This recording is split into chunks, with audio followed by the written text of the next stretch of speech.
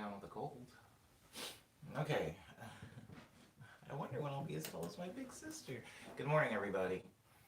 Welcome to Morning Medley number 248. 248. It is Wednesday.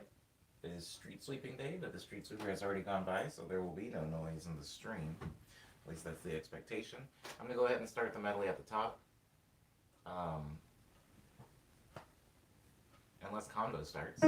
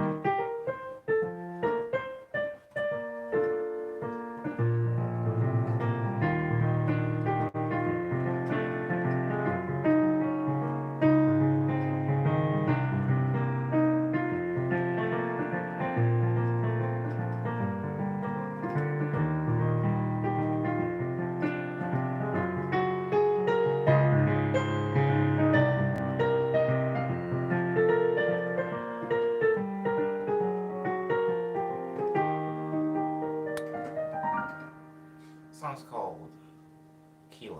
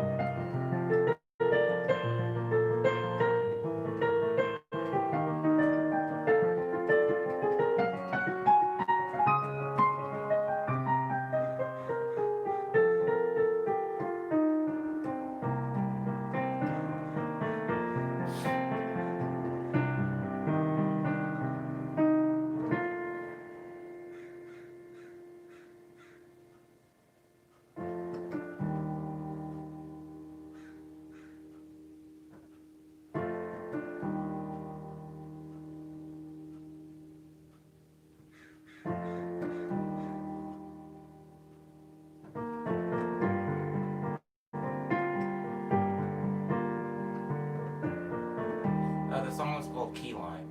I'm now playing Into Thin Air, though.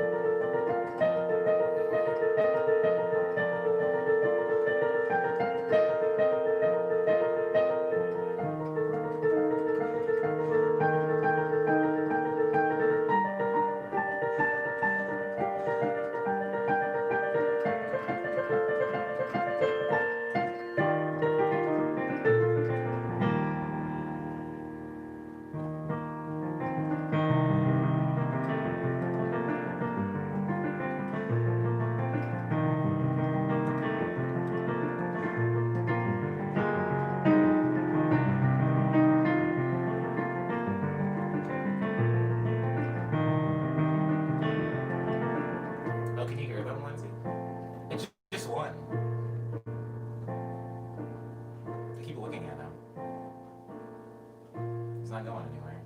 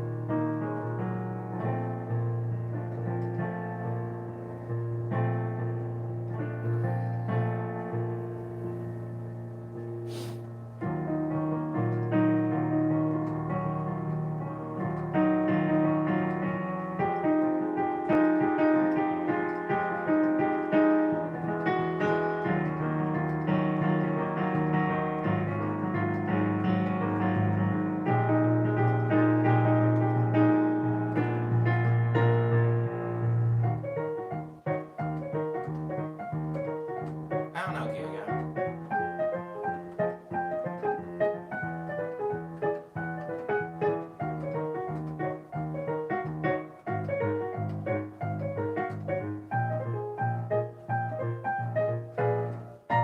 More than 8 years, maybe?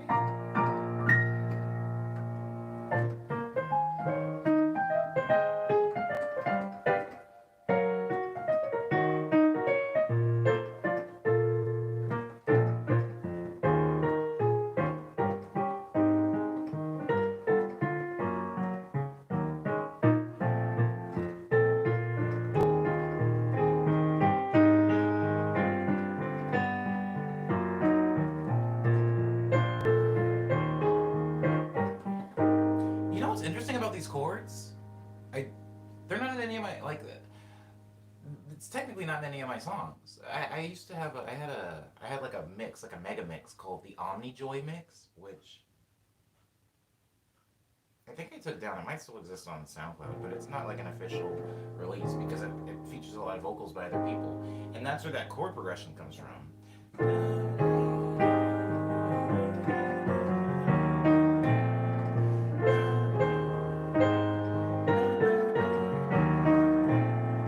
That's where that comes from, but it's not technically in any of my songs. I would like to, recontextualize that and put it in an actual new song.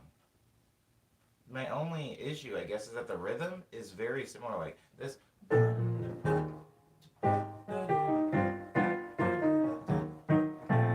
rhythm is very similar to.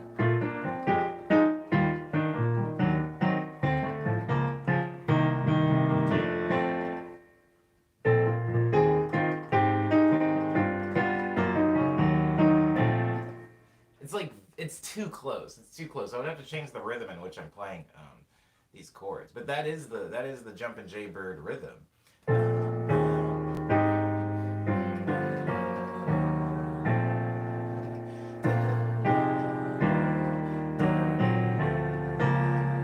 It's really interesting because it is two completely different chord progressions. Not even in the same like harmonic family, right?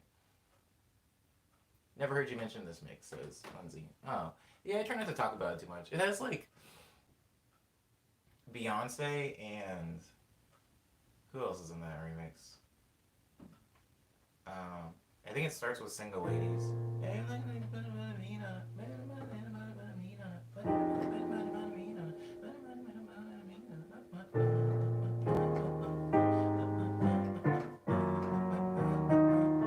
it's got uh, what's that Australian girl's name?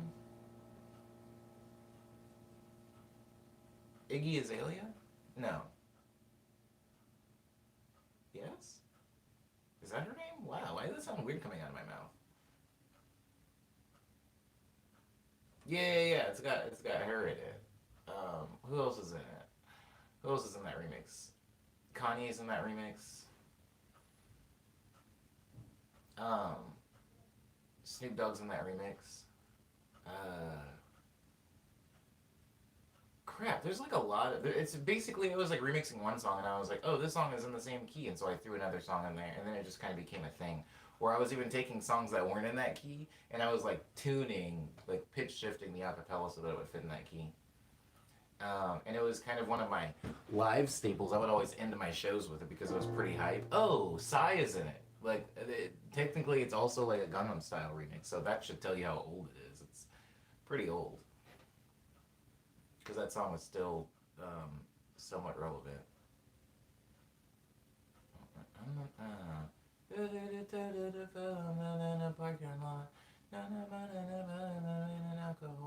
Who's that? Is that Katy Perry?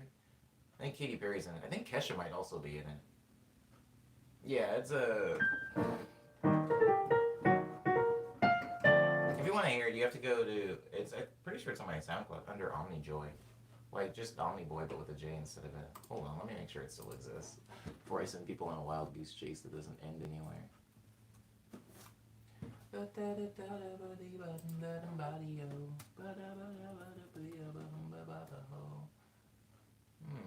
Maybe it doesn't exist. Well, you know, I can always rely on thieves. So somebody probably re-uploaded it to YouTube because that's the fate of all of my music. Somebody just downloads it and uploads it to the YouTube. Oh my god, did I actually take it down? Sorry, this is I wasn't planning for this. What? Okay, I have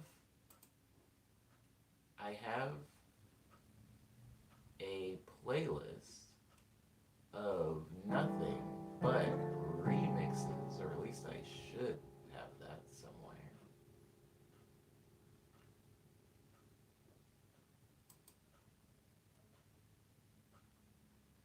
Yeah, Lush Dream, Lost Polaroids, Speed Dream, Signals, House of Omni, Singles. Ooh, ooh, ooh! Ooh, wait. I do like that.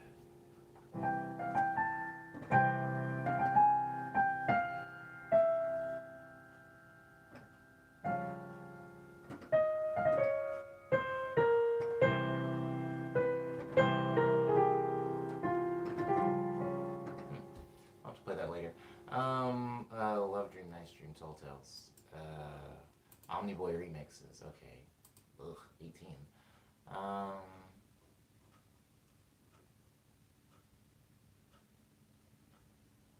Absurdus, Curion, Devio, Outcast, Mark Redito, Fresh Prince, Sushi Killer, Ayo Robo, Thongton. Whoa.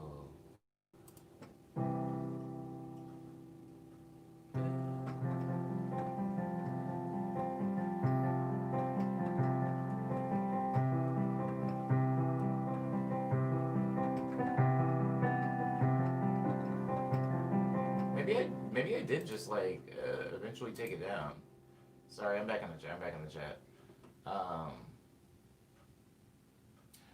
Found on YouTube already, sadly, says Lindsay. Ah, wow. Hey, it sucks to be right. Okay, in the description it says, please support the artist and gave your SoundCloud link. Aww. Aw, bless them, whoever them is. Okay, Base Mitchell, hello, welcome to the morning medley. Zolly is here. Zolly says a word I'm not sure I understand. So, I don't know how to answer it. If there is a question mark, I don't know how to answer this question.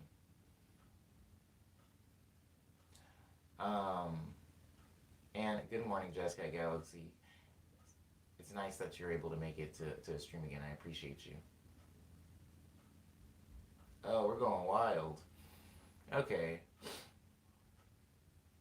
I think if you can post it, if you can post it, Lindsay, if you can post the link somewhere in here.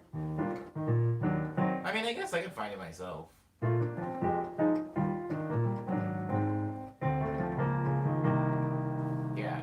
post it in here, that would be cool.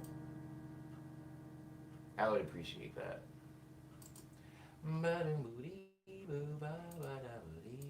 Wow, that's cool. Mm.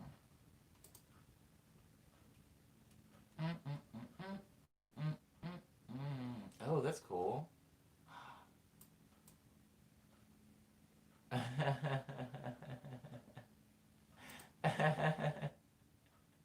Oh, look at me go.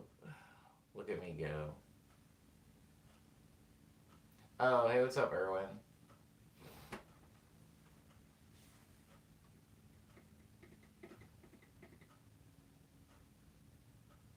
Whoa. Hey. Hey, congratulations, Erwin. That's actually really cool. Hers is on Monday. So you've got what, like a little bit less than a week? That's dope.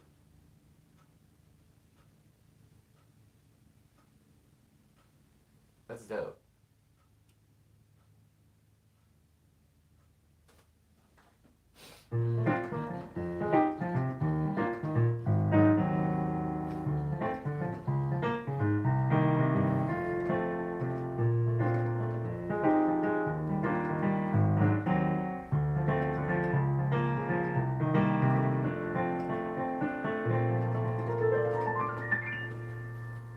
Hello, youngster.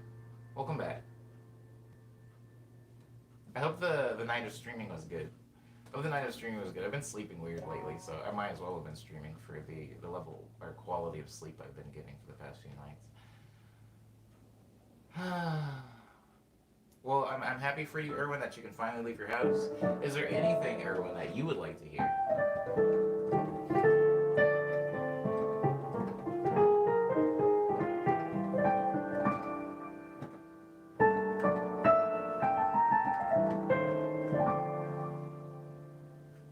No, not really, Lindsay.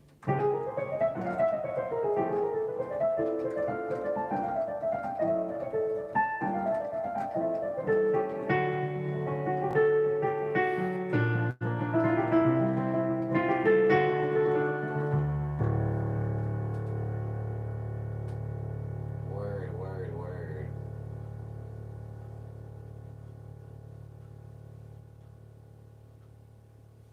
I haven't made I haven't made a remix of like a video I found on Twitter in a while.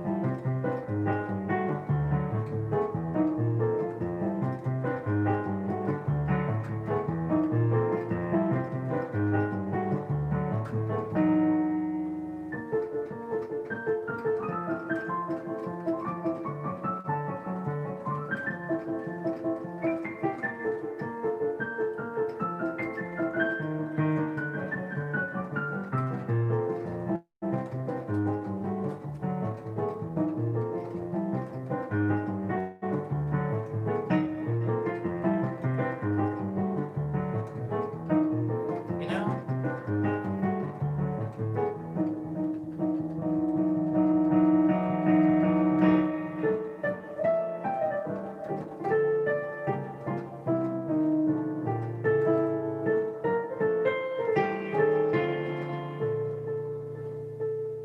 I have to like improve my relationship with I think Twitter before I can start remixing Twitter videos again.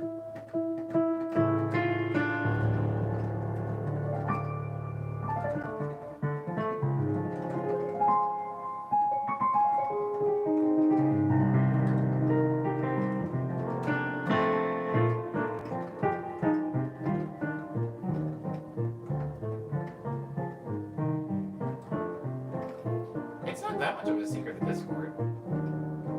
Just kind I guess I just don't post it because my hands are usually busy. But I think Cyber posted it.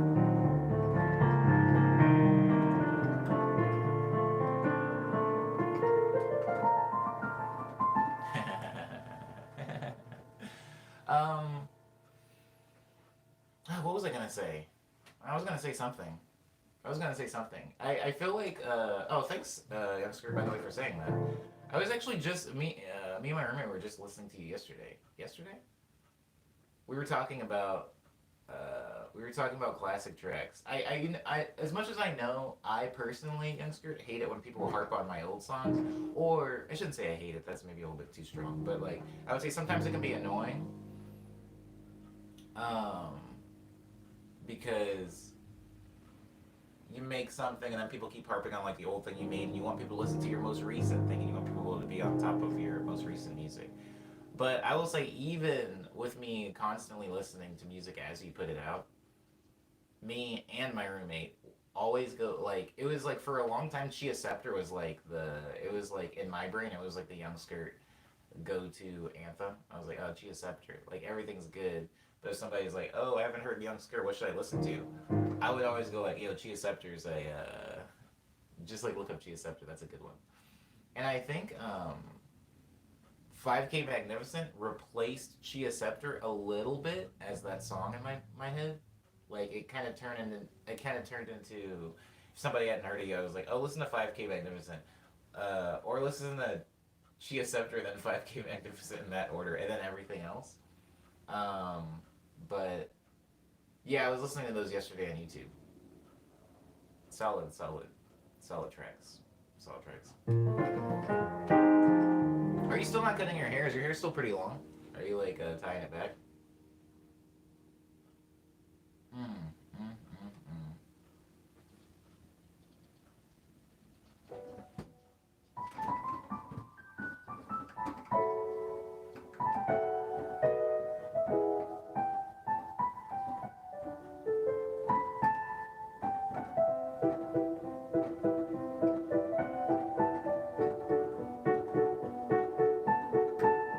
Word.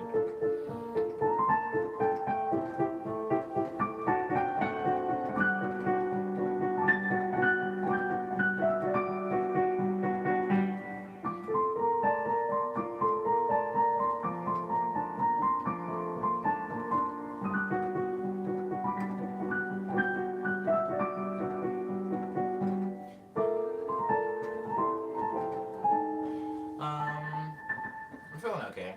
Just a little sleepy, but I'm feeling generally okay. Um, I need to get back into the habit of working a little bit every day instead of not working at all for 2 days and then piling 3 days worth of work into 10 hours.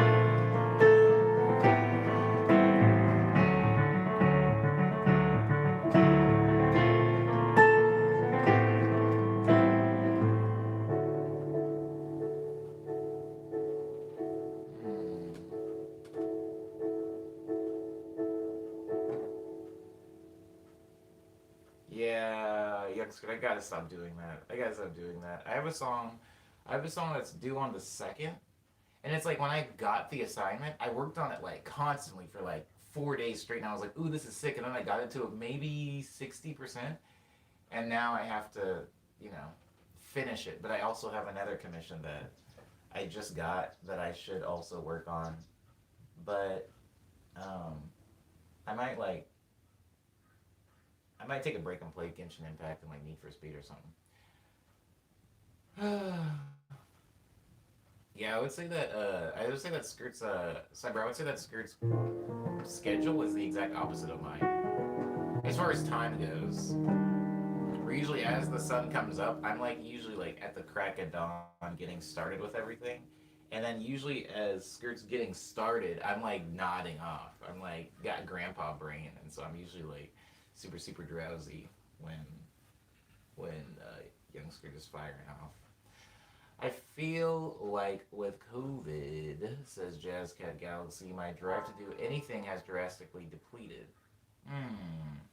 I feel like with COVID, my drive to do specific things has depleted. My drive to do other things has been completely rejuvenated. Like video games have been more appealing than maybe they ever have.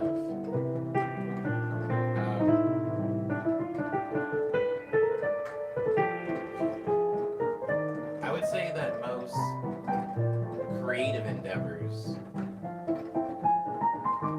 have taken a hit for me. I do thank the stream for keeping me active for some degree because if I wasn't streaming, I definitely wouldn't be practicing piano nearly as often as I practice.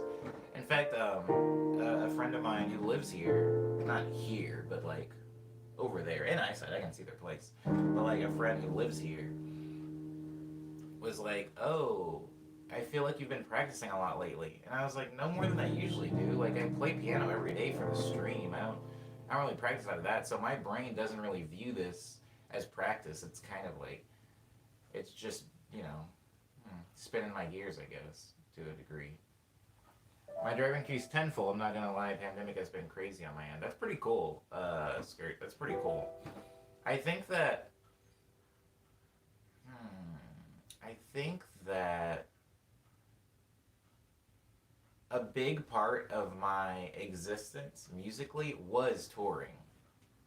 I was like always leaving and going places and doing things. So then not having that, and then being delegated to stay home usually meant that I was like, oh, this is sick because then the other half of my like big presence and existence was like online on Twitter and stuff like that. But now since I'm like not really there anymore, it did kind of I was like, okay, it was just a big adjustment period, I should say. It's a big adjustment period. That's sick though, youngster. That's pushing them out. That's a pushing them out. Finding a way to enjoy things in a new way is hopeful. Yes, I would say that. I would say to skirt. I feel like. I mean, I don't know if I'm blaming it on pandemic or it's just like me taking a break, but I was. I mean, you remember. I was like putting out a song like every like 6 to 7 days. I was like putting out a new song, and this has been the first year that I've not done that, and it has felt good. My discography is with with lack of a better term, my discography is very bloated. Like I just went scrolling through my SoundCloud trying to find a specific remix, and there's just so many like it's so cluttered with so many songs, and they're all like fun and good, but there is a lot there, and so I think that if I kept that up this year, oh boy. And so it is. Maybe it is necessary that I take like one step back for a second. Yeah. Oh, anyways, Erwin says, I'm not about to be too busy to be considered a high schooler. Oh, I'm about to be too busy to be considered a high schooler. I'm in like 3 bands. Ooh, and I still need to learn a handful of music, going on dual enrollment in high school. Ay, ay, ay. I almost gave myself a headache trying to schedule things out. I did play in several bands at the same time, but not while going to school. I had first a band, school, and work, and then I had 2 bands in school, and then I had 3 bands in work. But I don't want to go to school. I don't want to grow up. I'm a Toys R Us kid. I'm not surprised at how 2020 has affected my creativity and energy, but it still feels bad, man. Yeah, I'm sorry, Lindsay. I'm sorry. I am happy for a young skirt, though. That's sick. That's sick. Ah, hmm. I'm trying to think of like.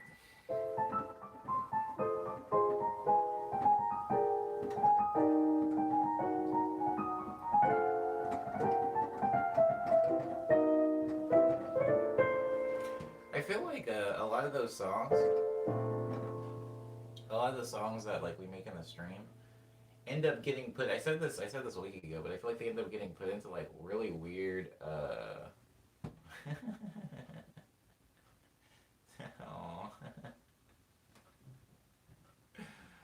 I would say that they get put into a bunch of different categories, right? Like I tried to have themed streams, and now I kind of just have like sections in the stream where it's like, okay, this is like the house section, this is the disco section, this is the plunderphonic section, this is like the ambient section. Because that song at the end of last Friday's stream was extremely ambient and just sounded like ego death music. And it's like I don't know what to do with that, but I don't know. A lot of songs, a lot of songs. Hey, what's up, Chuck Sutton? How you doing? Well, I haven't seen you in a minute. Chuck Sutton, I'm not on Twitter anymore, at least not right now. How's Twitter been? Is everything okay? Funny enough, I get extremely hyped for ambient music. That's fair. That's fair. I think I sometimes I get self conscious when I'm making ambient music in the stream, Lindsay, because it's boring. I don't know. It's less engaging, and so I feel like when I'm making like my house music in the stream, when I'm making the plunderphonics music in the stream, when I'm like making all my funk and my R&B in the stream, people can at least like bob their head along. But when I'm making ambient music in the stream, sometimes there's not even percussion until like 40-ish minutes into the song creation. You know, sometimes like over an hour, 2 hours, and so I feel bad for the people watching sometimes. I feel kind of bad. But I'm glad that you like it. I'm glad that you enjoy it, Lindsay. That means a lot. Mm, mm, mm. What exactly is ambient music, says Rim. I mean, I guess it's a pretty open-ended question. There's a lot of things that fall under the ambient umbrella. I would say that if I was trying to vaguely describe ambient music, oh, Chuck beats me to it. Doesn't have rhythmic structure via drums. More of a smooth chords. Yeah, yeah, yeah. That's fair. It's kind of like think of like chill atmospheric music that you're not necessarily supposed to dance to. A lot of M83 falls under this. Um, uh, hmm, there's some music that has drums that still falls under ambient. You know, that still falls under ambient. It's weird. I would recommend oh, the Minecraft OST. That's pretty funny. That's chill. That's chill. Um, Gold Panda. Ooh, Gold Panda is interesting because some of Gold Panda stuff is definitely ambient, has like ambient structures, but whatever. Um, Rem, Rem, listen to Rem, listen to. What is that song? Um, remember, Rem, go listen to my song "Open Up," uh, and then that's what ambient is. That's what ambient music is. Jesus, son. Rem, go listen to "Open Up." Or Vanilla, actually. You can listen to Vanilla also, and Vanilla is pretty much the entire Ego Death EP that I made is all ambient, and it is my most recent release. Young Skirt's on that release. Hmm. Yeah, yeah, yeah, yeah. Technically, the first half of my song with Young Skirt could be considered ambient. Drone, noise, cyber. Shoegaze is like in the ambient umbrella. Um, I used to love me some shoegaze. Okay, what was I doing? What was I doing? I did 5/4. I did love letters in 5/4 already.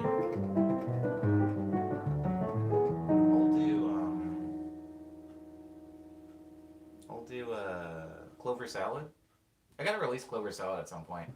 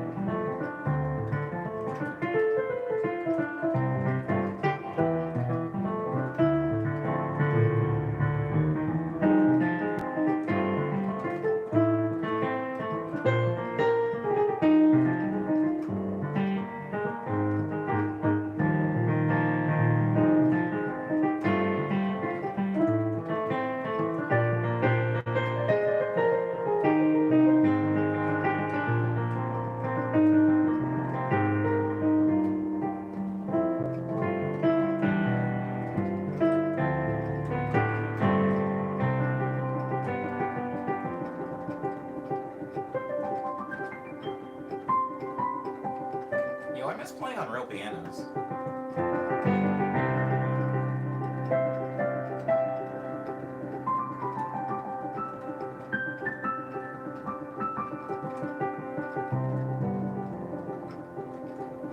Oh, thanks, Chuck.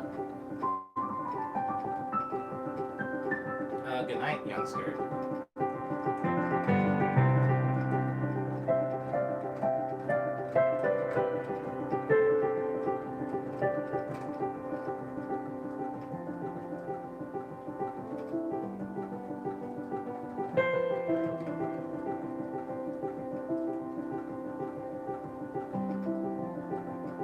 What are you talking about, Rim?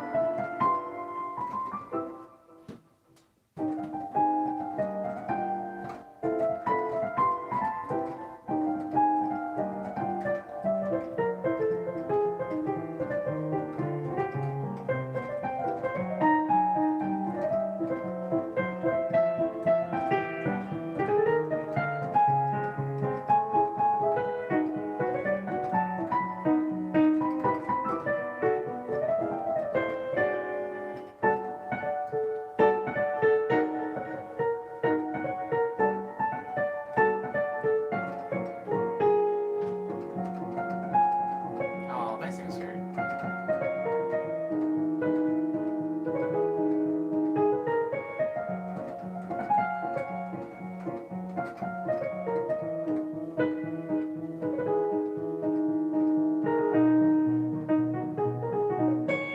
Do I have any lemon-themed music?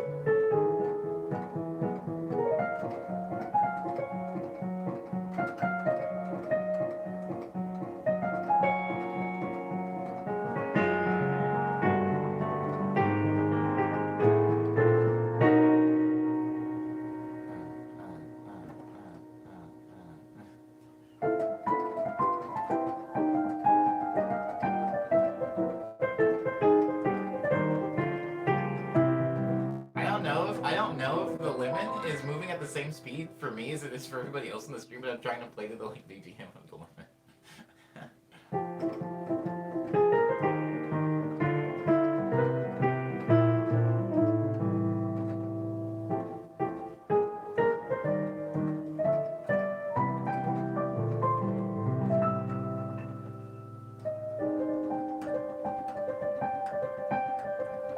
Oh, it scrolled out of view.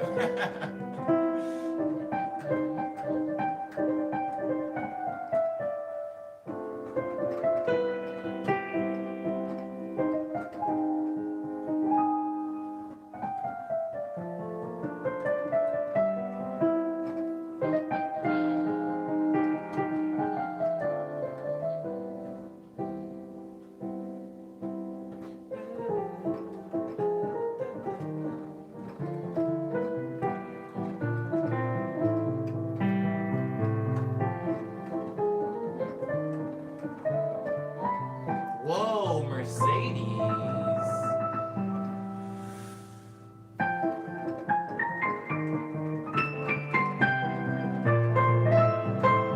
How have you been?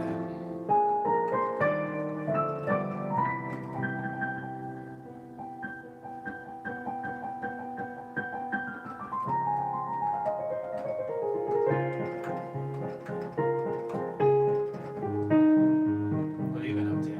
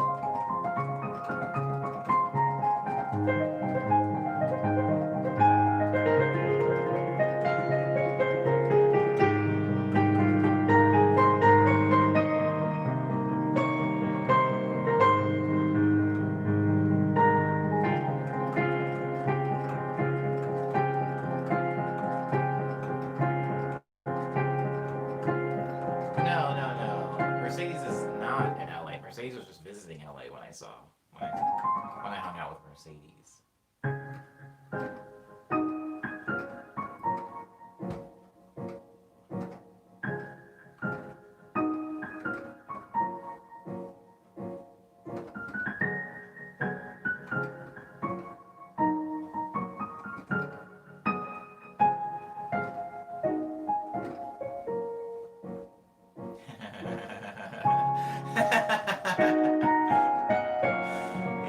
Yeah, there's no public restrooms in downtown.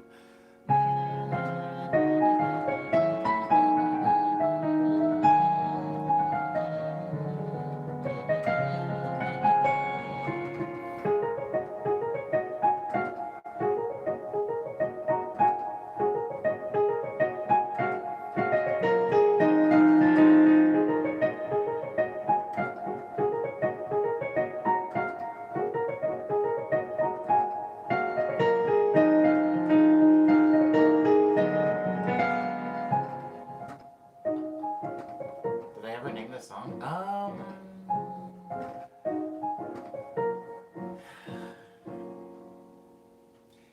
Yes. I did name this song.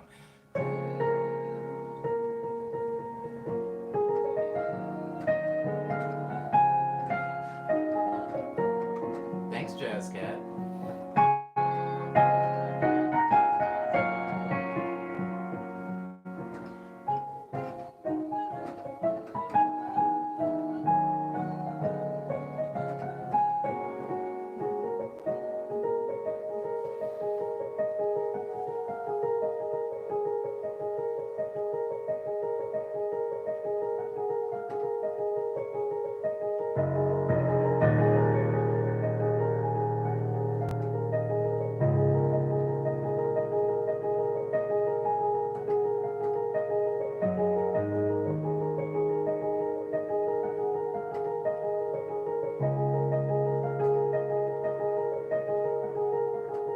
Goodbye, Jazz Cat. Thank you so much for being in the stream, and thank you for being supportive and positive. I appreciate it.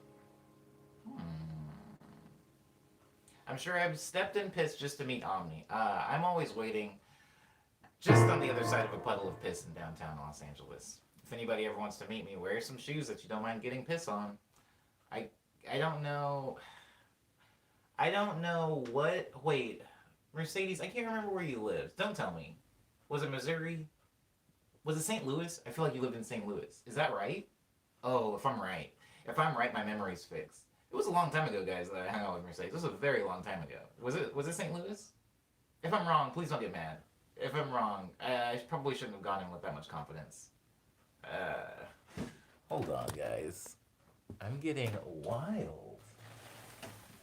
There, I'm gonna have to do that. I'm gonna have to do that because I was like, it was looking like heaven in here, but not like a good version of it. Okay. Okay. Um, what was I saying? Was it St. Louis? Yes. Nellyville. Ooh, I was right. That's cause for celebration. I think I'm gonna play.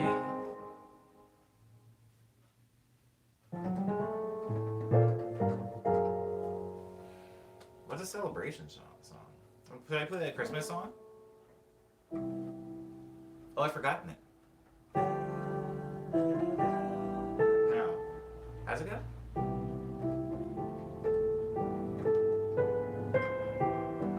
Ooh, I like this song, guys. I have to name it. Can somebody in the stream name it? And please don't name it Christmas. Apparently, Girl is wondering if you're chilling, Omniboy, since they're eating Little Caesar's pizza. How do you know this? Are you with Girl right now? I was actually just talking about Girl yesterday. Isn't that weird?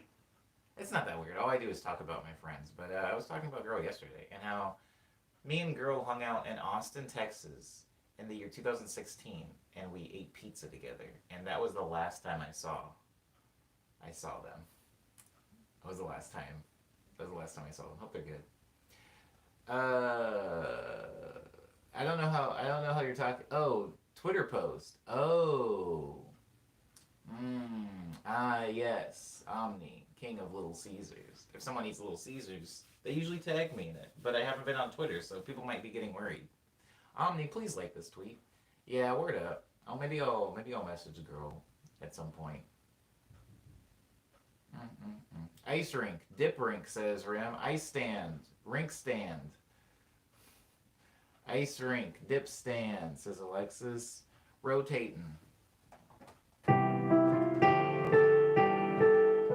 This song's called Jennifer Aniston. If I name a song Jennifer Aniston, can Jennifer Aniston sue me?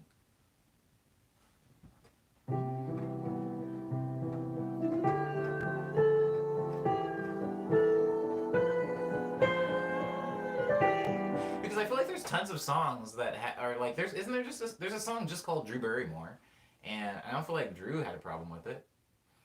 You can name it Whitey Christmas. That's pretty good. That's pretty good.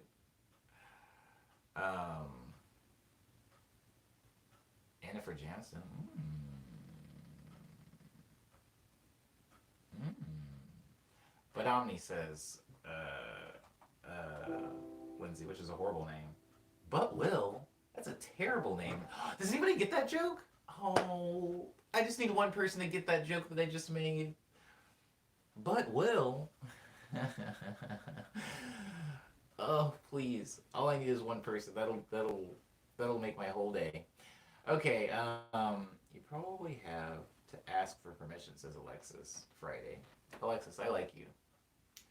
I'm not trying to be Aggie, but I actually do need to know the name of the song that I asked about. Oh, it doesn't have like an official name because remember I don't know if you remember this, Lindsay, but that song is now in the project.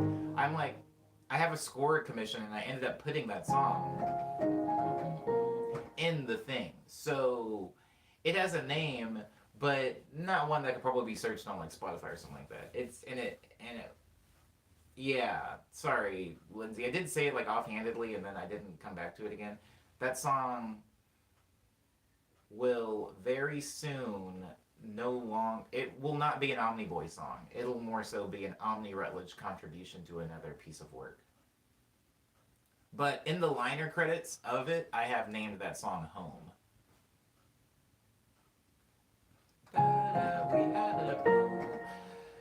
I didn't get the joke reference, says Cyber. Rem is laughing, but I don't think Rem got it either. Rem, did you get it? Rem, did you get it? If Rem's laughing at the joke and Rem got the joke, that's all I need, Rem. I can end the stream right now. I can't say why. I can't say why, Lindsay. I can't. I wish I could, but I can't.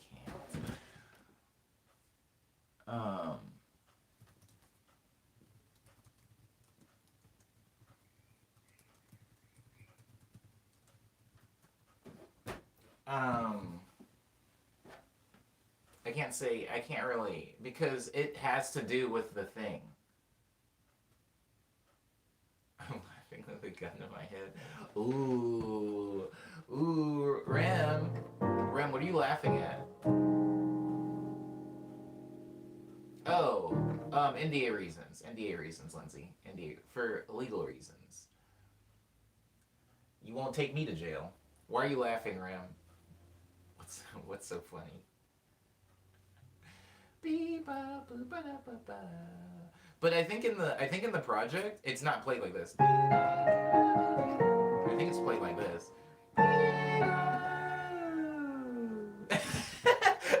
It was like losing tone as I was realizing I lost. I don't know what the third chord is.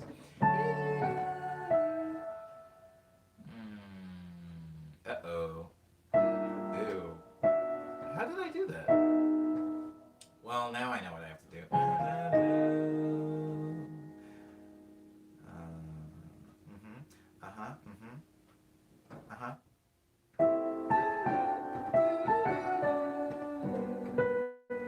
There it is.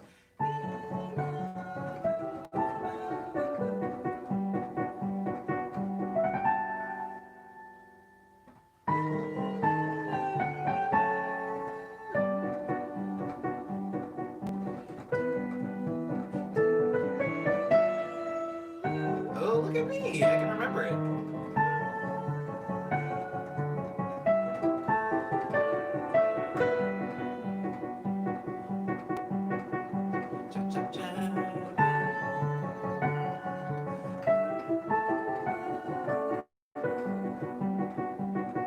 This is the hard part. That's right.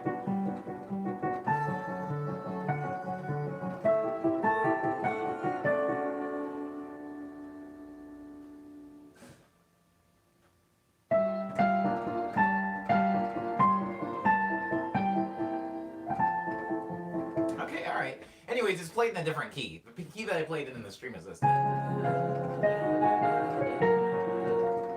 Because it's easier for me to play. It's easier for my hands to play it. The reason that I'm playing it this way in the project is because for specific like harmonic reasons, I end up using it in context of another theme that maybe I've said too much.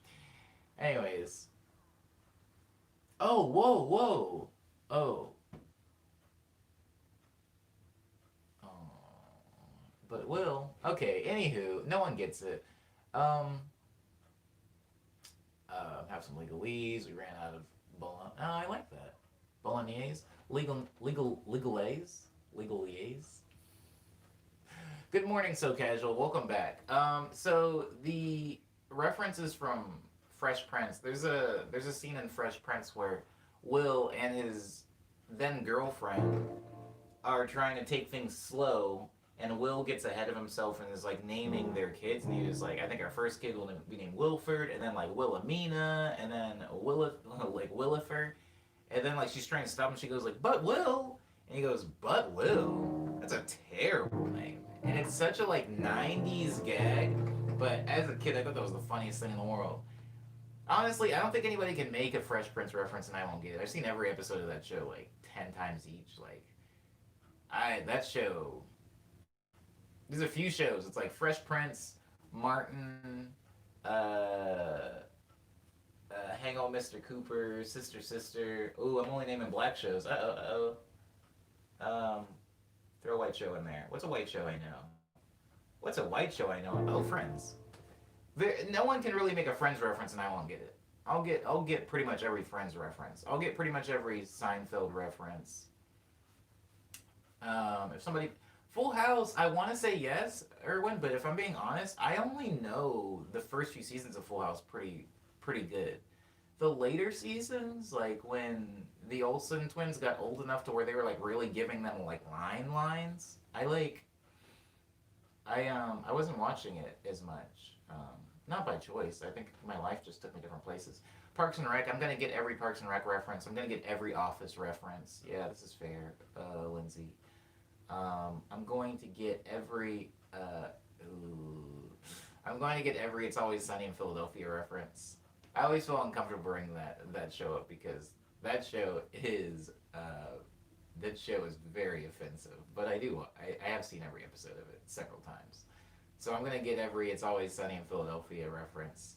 Um, Community is my favorite comedy, says Cyber. I've actually never seen an episode of Community. I've actually never seen one. I used to, my very first roommate here in LA loved that show, and constantly tried to get me to watch it. And I watched part of the pilot, but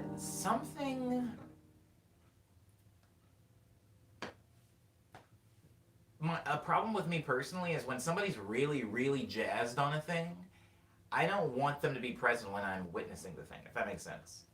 Like, if you're like, oh, this is the best chicken I've ever made, like, you have to try my chicken. I need to be able to do that without you around. Because, like, it feels weird, and I feel like there's, like, a weird pressure. And to be honest, I wasn't enjoying Community as much as I watched, but I've never enjoyed the pilot of any show ever. Maybe. I think the only show that had a pilot that I enjoyed was maybe Marvelous Miss Maisel and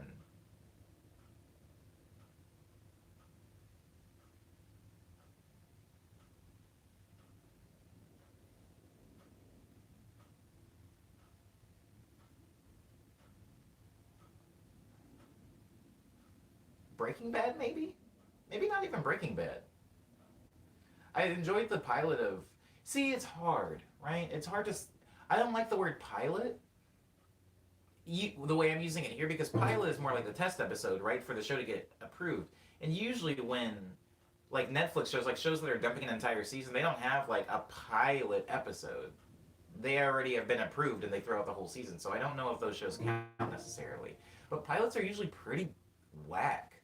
It's a lot of like setting up the the dynamic of the show, and like Three's Company, for example. If you watch the first episode of Three's Company, it's not very funny, it's not very cool, there's not a lot of cool stuff happening. It's just trying to set up the the dynamic of the show, so then they can like throw in a lot of situational comedy. But the first episode like kind of sucks.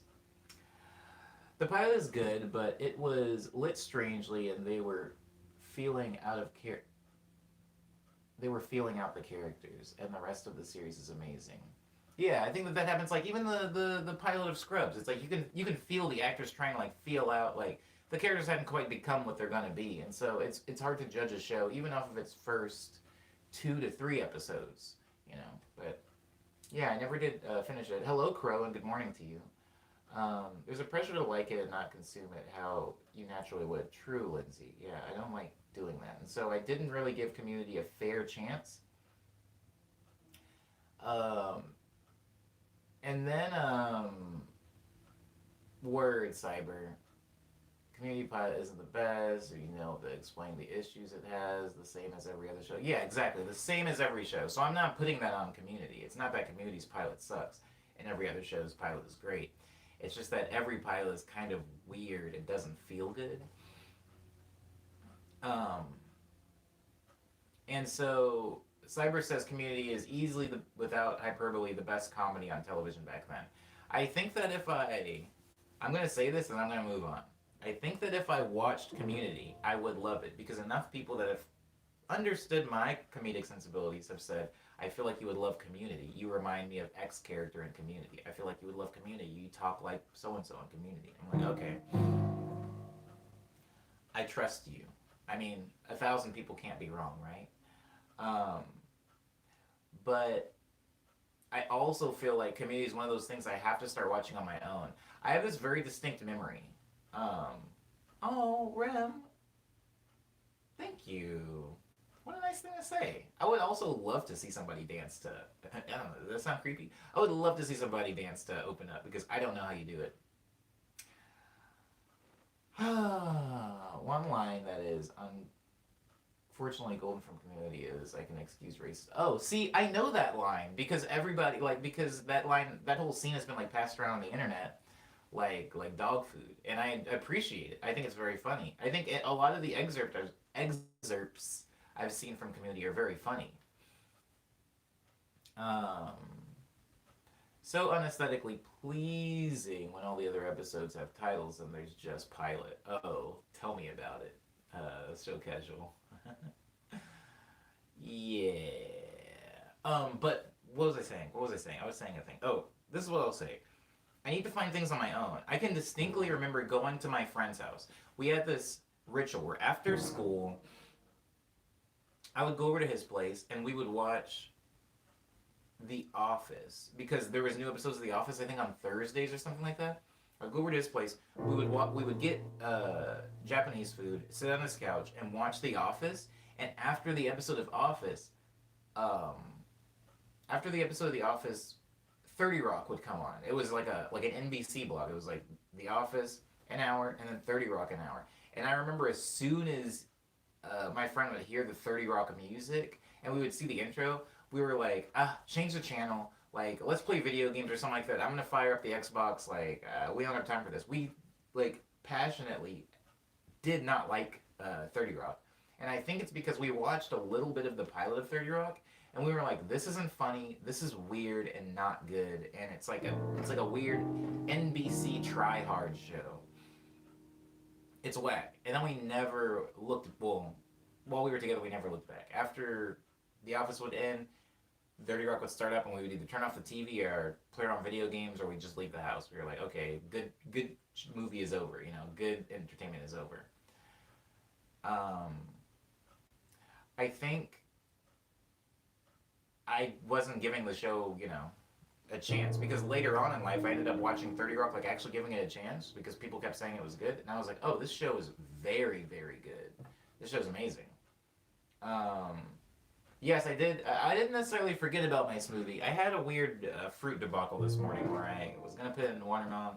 The watermelon I thought was seedless. It was not seedless. I hate putting seedy?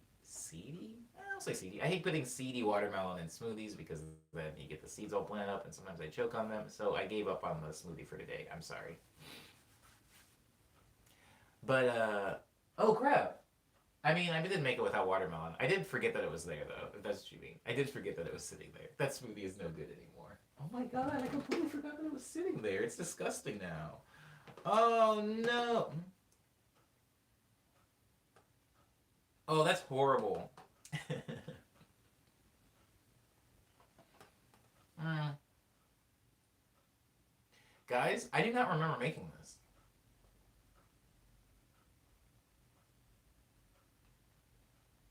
Oh, that's disgusting. Oh. Oh, guys. Oh.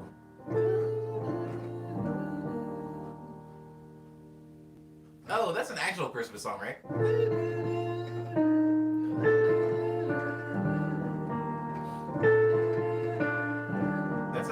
That's a Christmas song, right?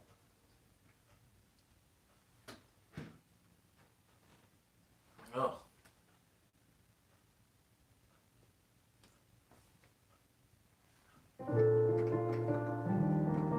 what's that?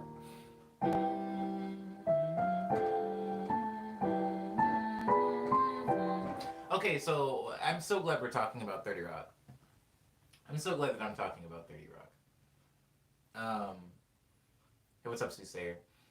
So Tina Fey, the wonderful Tina Fey. I used to love Tina Fey. I still love Tina Fey, but I used to like it was like I had almost like a Shelley Duvall level of love for Tina Fey. And Tina Fey is married to a man. Tina Fey is married to a man who makes the music for 30 Rock. He also made the music for the Unbreakable Kimmy Schmidt, which is also a very good show. If you like 30 Rock or whatever, watch that show. It's very good. But the music is very like he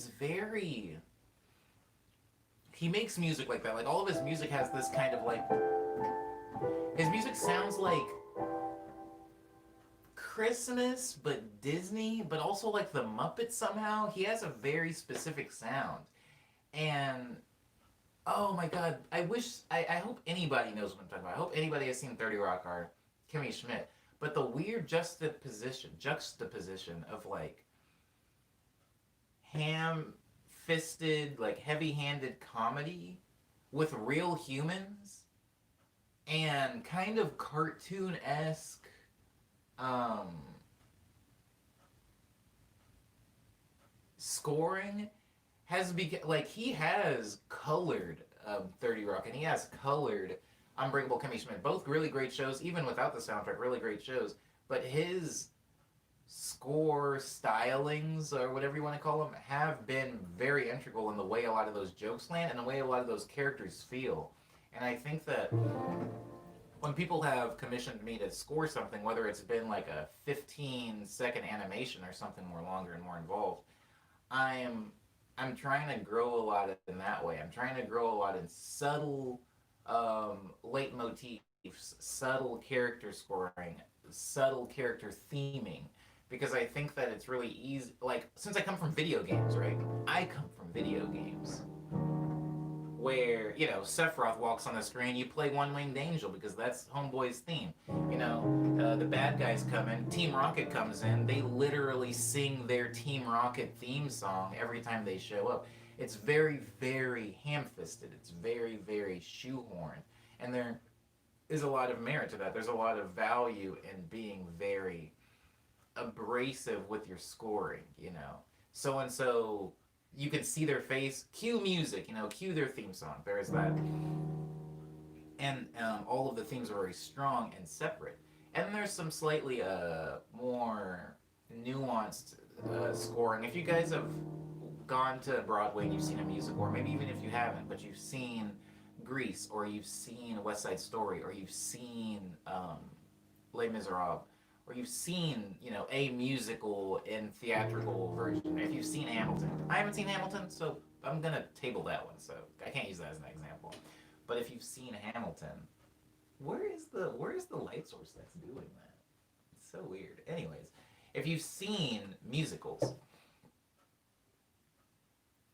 they do way more nuanced scoring when it comes to like certain characters and character themes. And if there's two characters on screen, sometimes they will intertwine their themes.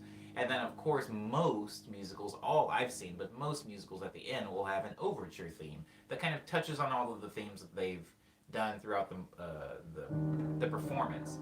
Even in movie form, if you think about Grease Lightning, the final number does have aspects and elements of all the songs up until that point.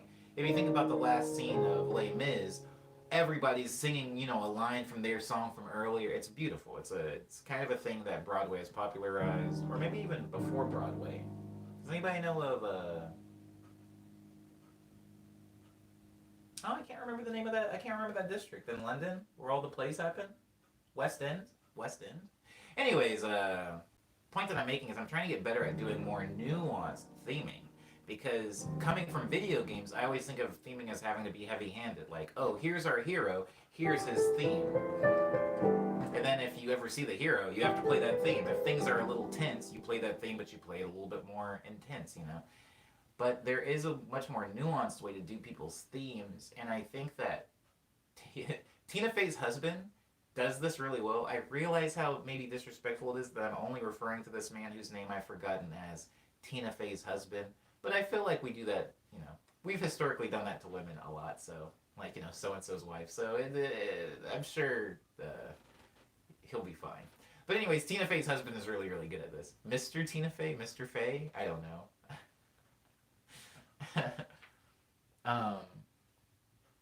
I think he's gotten really, really good at doing that. Not necessarily even having specific themes, like full songs for this character. Maybe somebody's character is a rhythm. Maybe somebody's character is playing any theme in a waltz fashion. Maybe, oh my god. Guys, don't let me nerd out on themes. I can go for a whole other hour just talking about on scoring, because that's really where I'm trying to be, is scoring.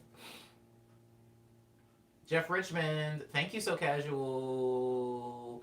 And I was right about West End. Thank you, Alexis Friday. We got our fact checkers in here. Okay, so Jeff is really good at that. And sometimes for a character, you can have a character.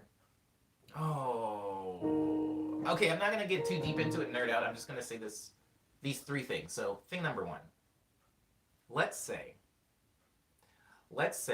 that character A, Susie, Wild Susie. Let's say her theme is my song Over and Under. If she's on screen, I play Over and Under. Very waltzy, fun song. And then let's say there's a character B whose name is Jack. Susie and Jack. Let's say Jack is whack. Let's say Jack is evil, so he's got he's the witchy thing. And it's gonna be hard to mix tonally and harmonically mix Jack's theme with Susie's theme. Because they're in two completely different keys, they're in two completely different rhythms. But if I take Jack's theme and I play it in a waltz fashion, you can get a lot of the elements from Susie's theme in his. And so if you have Susie and Jack in a scene together, Jack is maybe the more prominent figure, but Susie is there. Maybe you have Susie's rhythm, which is the waltz rhythm, kind of creep its way into Jack's theme, or vice versa. There's a lot of more subtle ways of scoring, and I can't tell if anything froze. Anyways, it is like a very subtle way of scoring, and I think that Jeff, what was his last name? Jeff Richmond. I think that Jeff Richmond is actually really good at finding. Oh, my thing just died. Forget about that. Sorry, my monitor died because my internet crashed. I'm on data though, so I'm still live. So,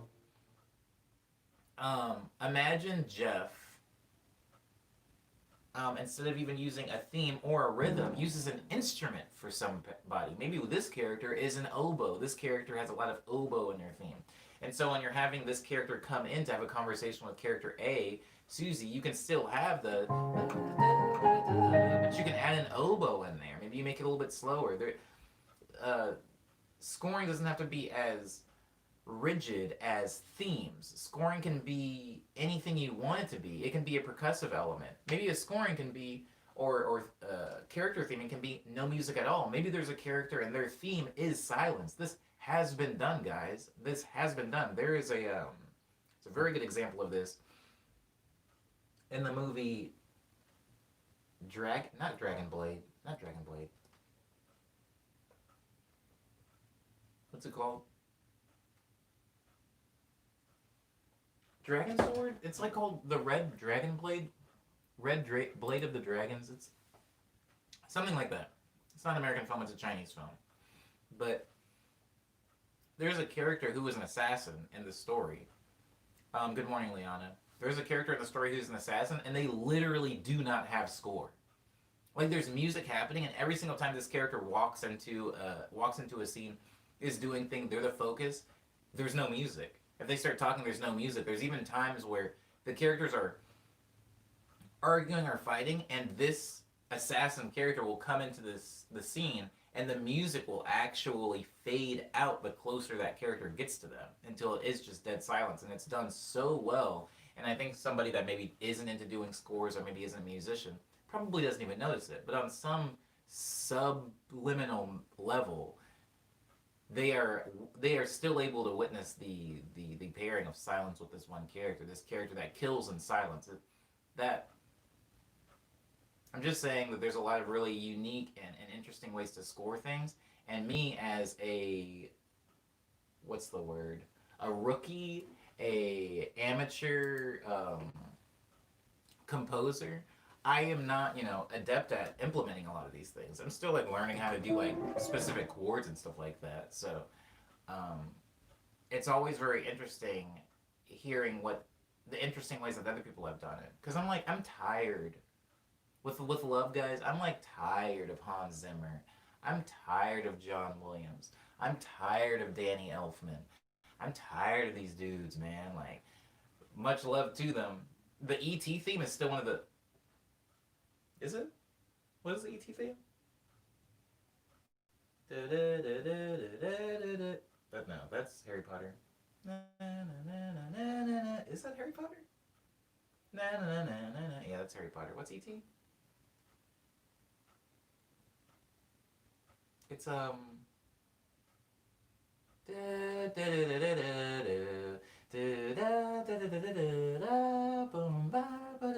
that is so good. Okay, so John Williams has some that are very, very good. But point is, I'm kind of tired of those guys.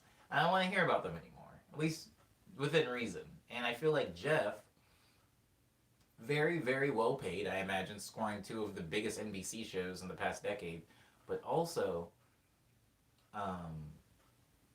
not as talked about when we talk about scoring. People don't really talk about Ludwig Göransson when we talk about scoring, who actually did a lot of scoring on Community. Like, I haven't watched Community, so I can't really speak to his scoring on Community, but he did a lot of scoring on Community. He also did a lot of scoring on Black Panther, which I did see and love. He's amazing. And he produces a lot of Childish Gambino's music, but that's not really scoring, that's more so hip-hop / pop production, so I won't really get into that. But he also knows really well how to score, and he's doing different techniques. He's using different elements within cinema and in music to bring some of those themes to the surface. I do think that I'll always respect John Williams because the E.T. theme is one of the most interesting pieces of music to my brain. And I've talked about this in the stream at length, so I don't really need to go there again. Enigmatic says, don't diss the Williams. Williams is bae. Well, I would not say Williams is bae, and I'm not disrespecting him. I'm just saying I'm tired of him. I think that there are Enigmatic, with all due respect, there are what I look at John Williams as? I see John Williams as Walmart. I see him as one of the big ones. He's one of the people that was so well connected. Like, it's not like a rags to witches story. It's not like an underdog story. He's just part of a family that is there. And they're pushed through school and they're doing exactly what they were trained to do. And it's not as impressive or interesting to me as someone like Ludwig Göransson. Now, I know that's not his fault, right? If I was born into like a rich household and all like my parents were composers and my brothers and sisters were in the music industry and I just kind of wound up in the music industry, I know it's not my fault, you know. We can't choose our environments, but I'm just saying for me, it's hard for me to relate to John Williams in any way. So even though I like his music, his career path and his trajectory and the way he implements a lot of his themes has not been interesting to me in a very long time.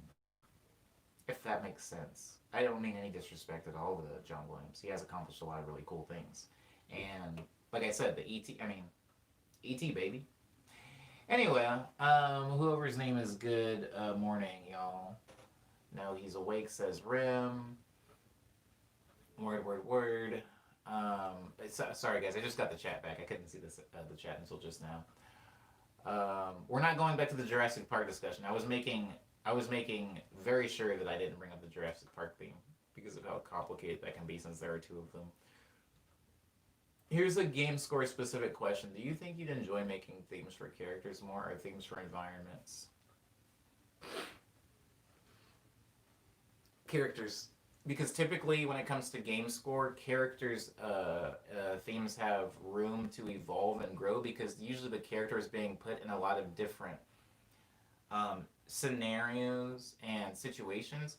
While this can also be true for towns, like for example, imagine you've written the theme for the town in the beginning, you know, the starter town that a lot of RPGs have, and then at some point in the game, this town gets attacked or bombarded with orcs or something, or there's a time travel aspect and you end up going back in time to this town. How does the theme change? I know that it's also possible for environments to have evolving themes, but it's a little bit less common, less frequent, typically in gaming. Usually it's like, here is this town's theme, and that town's theme is going to stay that town's theme for the entirety of this game. While character themes have a little bit more wiggle room to evolve and grow, you know. So I think if I had to choose, I'm picking characters over environments. Um, I think that's it. I think I got to the. Oh, I did not. Whoa! I did not get to the bottom of the chat. The music is fine and Community. It's recognizable, but it isn't character or anything. Kind of off topic, but was that you on the cover of Ego Death? That was me on the cover of Ego Death. That was also me on the cover of Quick Breath. That was also me on the cover of Amnesia. I think I'm on the cover of Amnesia, maybe. I don't remember. Sorry, Fighting Boss. Everyone has their own taste. If you don't like Williams as much as the other guy, I understand, man. What other guy?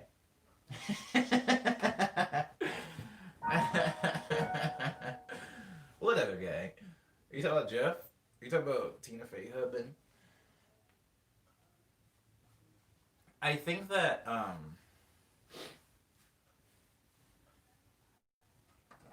John Williams. John Williams is a really good example of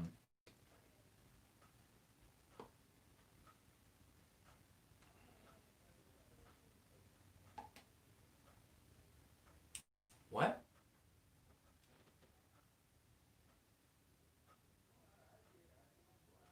Oh, Leon was talking about the cover. Yeah, I'm a lot younger in the cover. I really love when the music is super dynamic with the environment. Like the different underwater, underground as you go through a stage. If it's a linear path. Yeah, same. Hmm. Same. I think John Williams is a very good example. Same with Danny Elfman. Does anybody get that joke? Probably not. Not a lot of Danny Elfman fans in the stream, and that's okay. Danny Elfman kind of does one thing in all of his songs and a lot of his scores, and it's okay. It's not me. It's not me making fun of him. It's more so just funny to me. It's kind of like how people make fun of Hans Zimmer for hitting that like one note over and over and calling it a day. Um, what was I saying?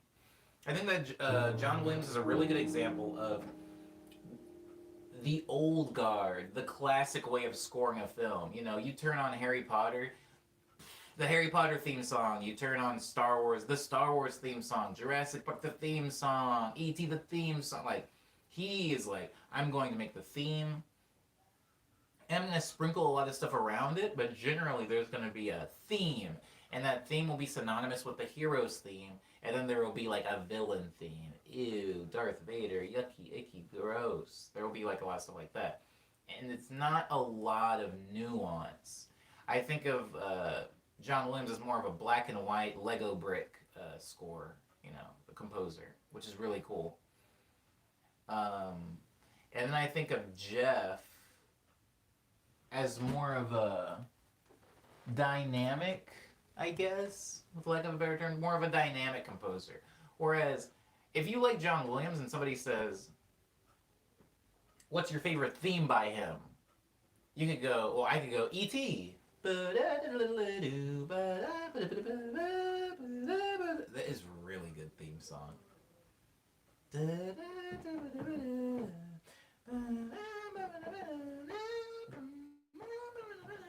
It's so good. If I can write something like that, if I can write something as good as that, boy, have I made it.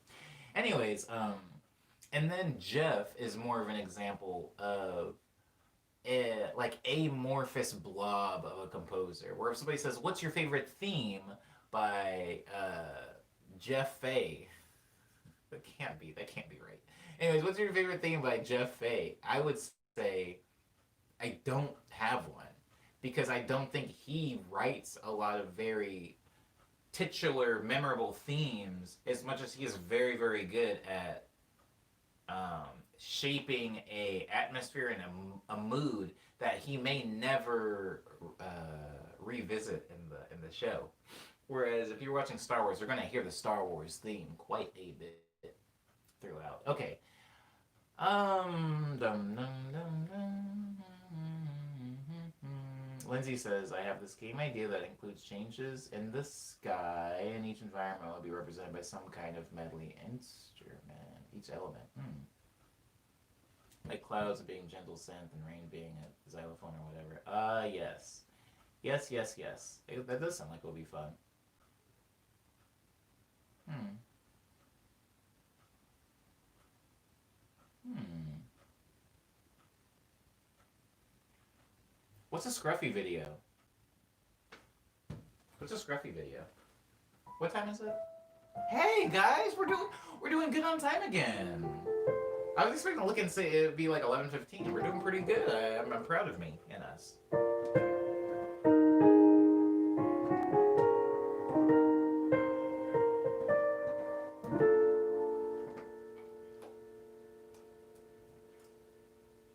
Thank you for reminding me that my smoothie was on the table, Lindsay.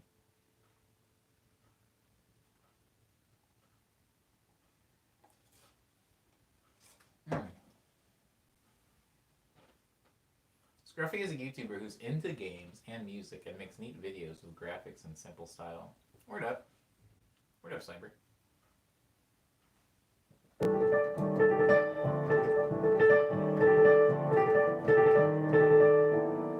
Ew.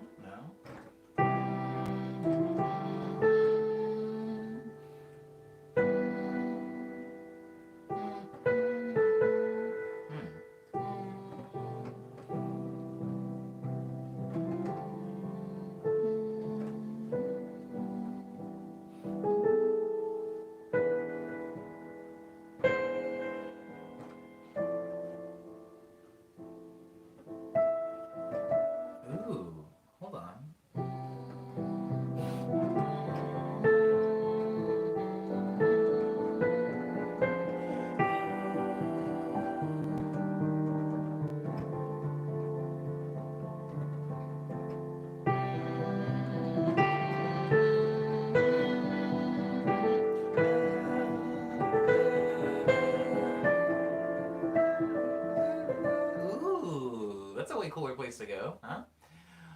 Scruffy's video on adaptive audio is what introduced me to his channel. I really appreciate how he weaves an actual audio into the examples of describing what real time when he talks about them. Yes. Uh, that sounds interesting. Okay, alright, Cyber. We're not. Kind of reminds me of Pikmin now. I've listened to it for, like, listened to it for the 16th time. I never played that game. That's the one with all the little like dudes with the leaves that come out of their head, right? And you're like a spaceman, and you're like raising little. I don't know anything about the game. It was GameCube, I think, right? I didn't have a GameCube, but I remember seeing. I remember Game Informer magazine coming out, and that being the cover. There was a Pikmin cover of Game Informer magazine.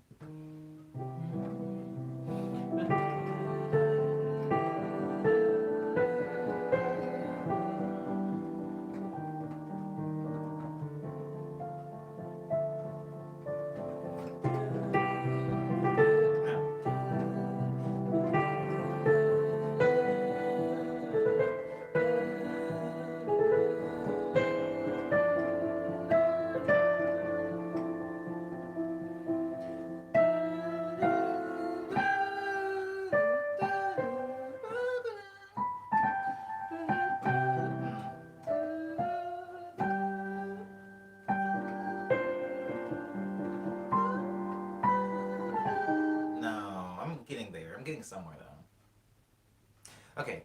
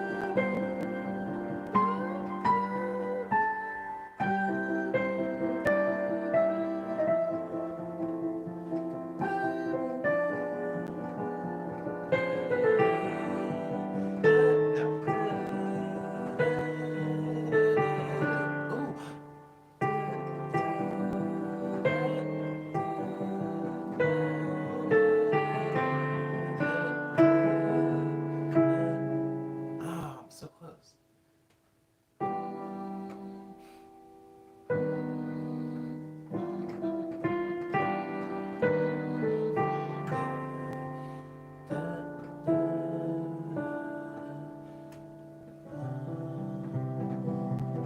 That works.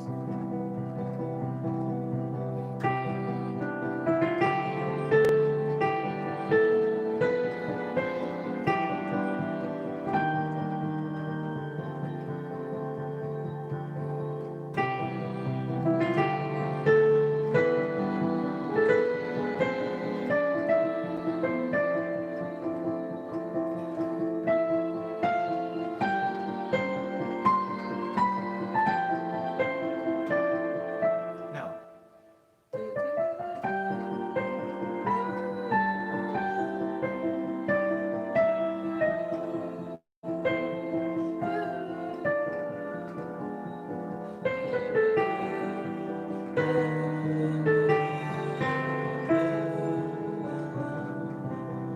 What is that? What is that? I like that though. I like it. I don't know what it is, but that's fun. Speaking of Friday stream, are you going to revisit the ambient track? Yeah.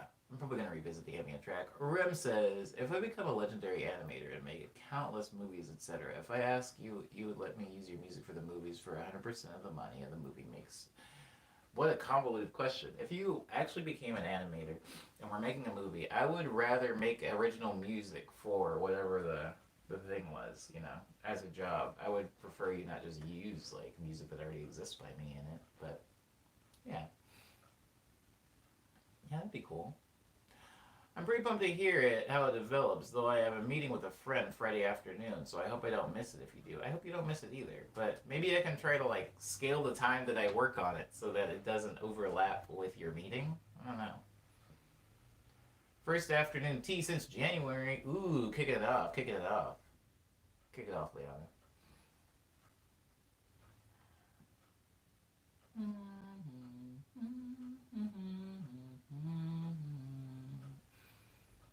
What is that though? That's from something. I don't want to like completely copy a melody from a thing because I'm pretty sure that's in something. Oh my god, Flintstones?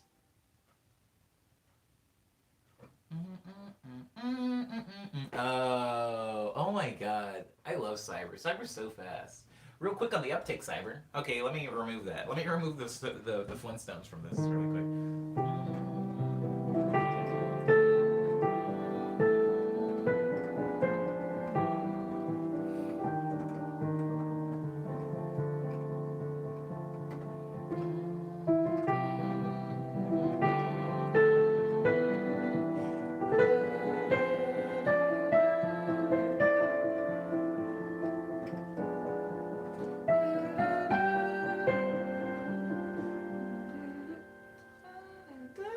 Oh, it just sounds so good, though. It just sounds so good. Goodbye, Alexis. Thank you so much for being in the stream. I do appreciate you for making the time. Seeing you a few days in a row now. I might get too used to it. Don't make any amazing work. It's going back. Amazing music.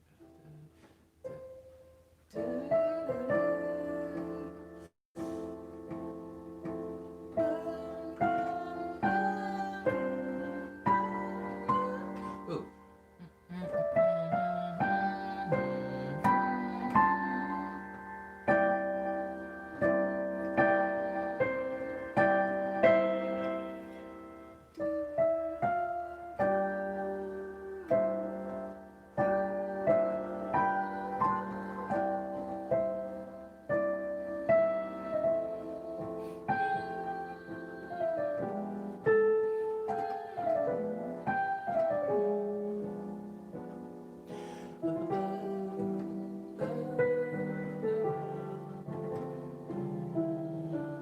It's really hard, Cyber. It's really hard not to do the Flintstones now.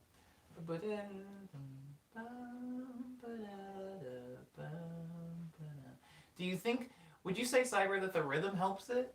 That the rhythm helps it not be completely like Bam Bam Fred and Barney in them? Do you think that?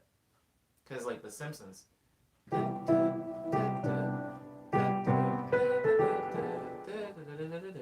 don't know the chords of that song.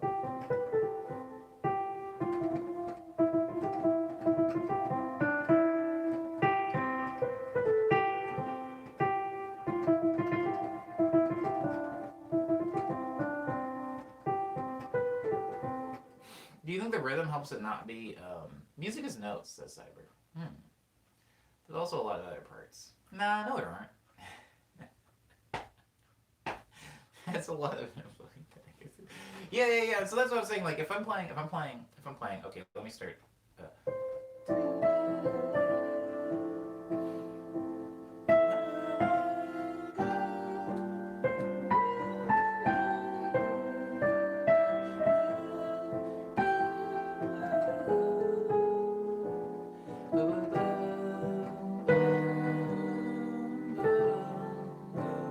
Ooh.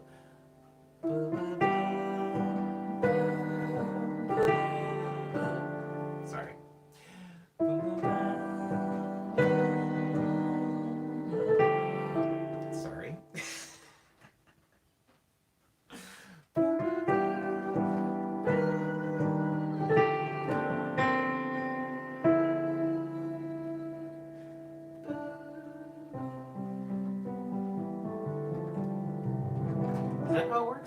how the Flintstones one goes? We heard jazz, man. Now get ready for Blues Boy. Uh-oh. Uh-oh. 248. That's right. That's right. It's called Overdriven.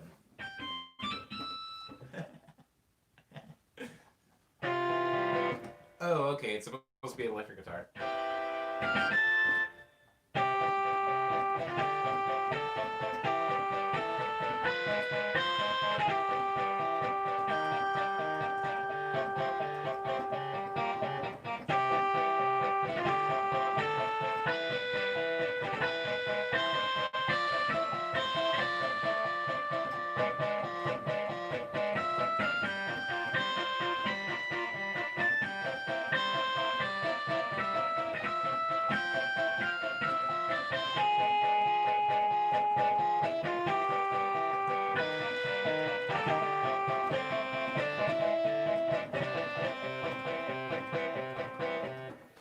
SNES electric says guitar font. It does kind of sound like that, huh?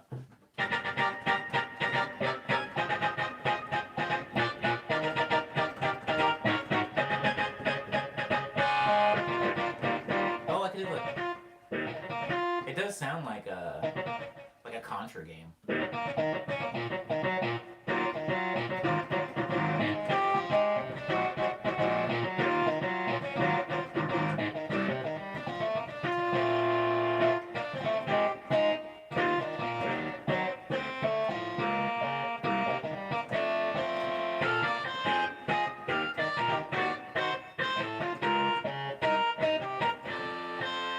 I like how the low notes sound particularly.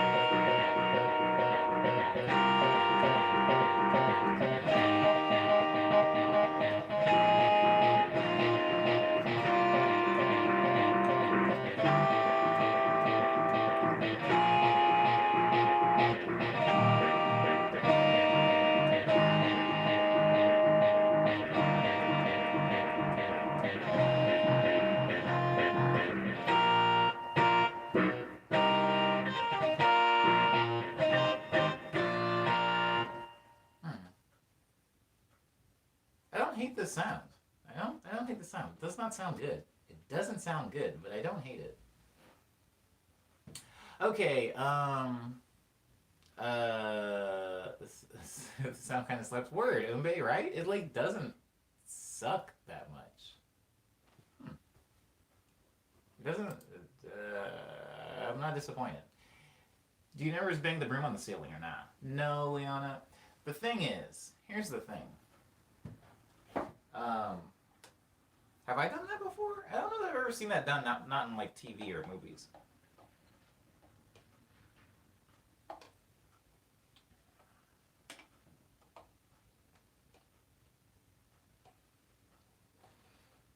So there's a few things. There's a few reasons why this doesn't happen. Because I feel like a lot of people will come to the stream, not necessarily you, Liana, you've been here for a while, but a lot of like new people will come into the stream.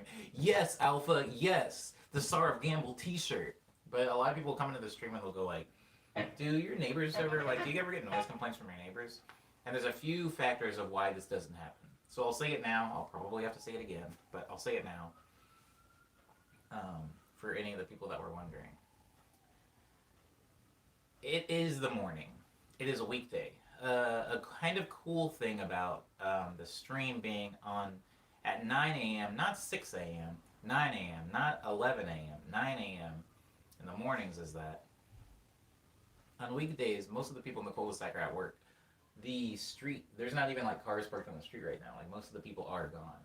So that is a factor, that plays into this. Another factor that plays into this is that the keyboard seems louder to you guys than it actually is. Like people outside, you kind of have to be like right underneath my window to like really hear it, especially when I have it at this setting. Like the keyboard can go a lot louder than this, but something that I discovered is if I play the keyboard loud, where it sounds nice to me, usually it'll sound like weird and distorted in the stream audio. So I try to leave it at a lower setting, so it doesn't like my neighbors don't hear it that much. Also, um, the way the cul-de-sac works, like I'm sure you guys have like seen, maybe some of you that have been around for a really long time have seen the pause that really quick. Crow, the Friday streams I'm wearing headphones, so literally no one can hear anything. I mean, if you were sitting in my room right behind me, you wouldn't be able to hear the music because I'm wearing headphones. My speakers are never on during the Friday stream. But I'm pausing that for the Monday through Thursday stream. Also, something to keep in mind is that I am actually the least noisy of like all of my neighbors. My neighbors are a lot louder than me because they're like full families that have kids. Their kids are like playing and screaming, and they're like watching sports. I kind of am like the weird quiet one in the neighborhood. So nobody ever complains about the piano playing. I think it's just like, oh, that's like the one thing that Omni does is he just plays piano in the morning and kind of never again. It's not even like I'm playing piano a bunch. I play it, for a couple hours in the morning where most people aren't even around to hear it, especially before quarantine. But no, yeah, I've never really gotten any complaints about it. Now I have had roommates that have gotten noise complaint before, because they were doing other stuff. But yeah, that's actually one of the things I like, arguably the most about the Friday stream Crow, is that I literally make no sound up here. Like if somebody were maybe just like sitting right outside my bedroom window, they would probably hear me talking. They would hear me laughing like to the stream. But even when I'm like playing keys and stuff like that, like there is no sound, and I do love that. Sometimes I wish that this stream was like that. Like I thought about. I mean, maybe this is. We're not even at 250 yet, but I thought about having the keyboard audio going into an interface and then having it so that the stream was hearing only the audio of the keyboard. They weren't hearing, all of this. They weren't hearing the trash man. They weren't hearing the kids running around outside. I thought about doing that. But then I was like, and this may be, and this is why I'm going to end up polling you guys later, but to me, I actually kind of like having the crows and the birds and all of that weird extra audio coming in. I do like that stuff. Um, so I ended up not doing it. I ended up not doing it for that reason. Anyways, um, did your parents mind when you played piano over there? Ooh, so I didn't play piano that often, where my parents could hear. The way the house was set up, my room was on the complete opposite side of the house. So when I was usually like working on like stuff, like music in my room, they wouldn't hear it. At a certain point, this keyboard ended up getting put in the den of the house. It ended up getting set up in there, and my parents could hear me playing piano. But I will say that I play piano way more here than I did at home. I actually didn't play piano that often in the home, not like I do here. Because even before I moved out here, I ended up working at a job. I was like taking care of people. I was taking care of like old people and people with like developmental disabilities, and they had a piano and in the facility. And then when I was working in people's homes, one of the homes had an upright piano. So I would usually play piano at work a lot. And then by the time I would get home, I wouldn't really want to play piano. I would like play video games or whatever. As long as I can usually get out like a couple of hours of like playing, or even sometimes just 1 hour of playing a day, I kind of don't really need to mess around with it that much more after that. And so, no. But even so, I think that my parents like music, and if I was playing piano around them, I don't think that it would bother them.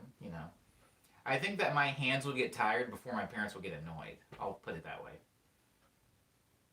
I was just curious because I live in an apartment, says Liana, and with thin walls growing up. I lived, sorry. I've banged the broom before.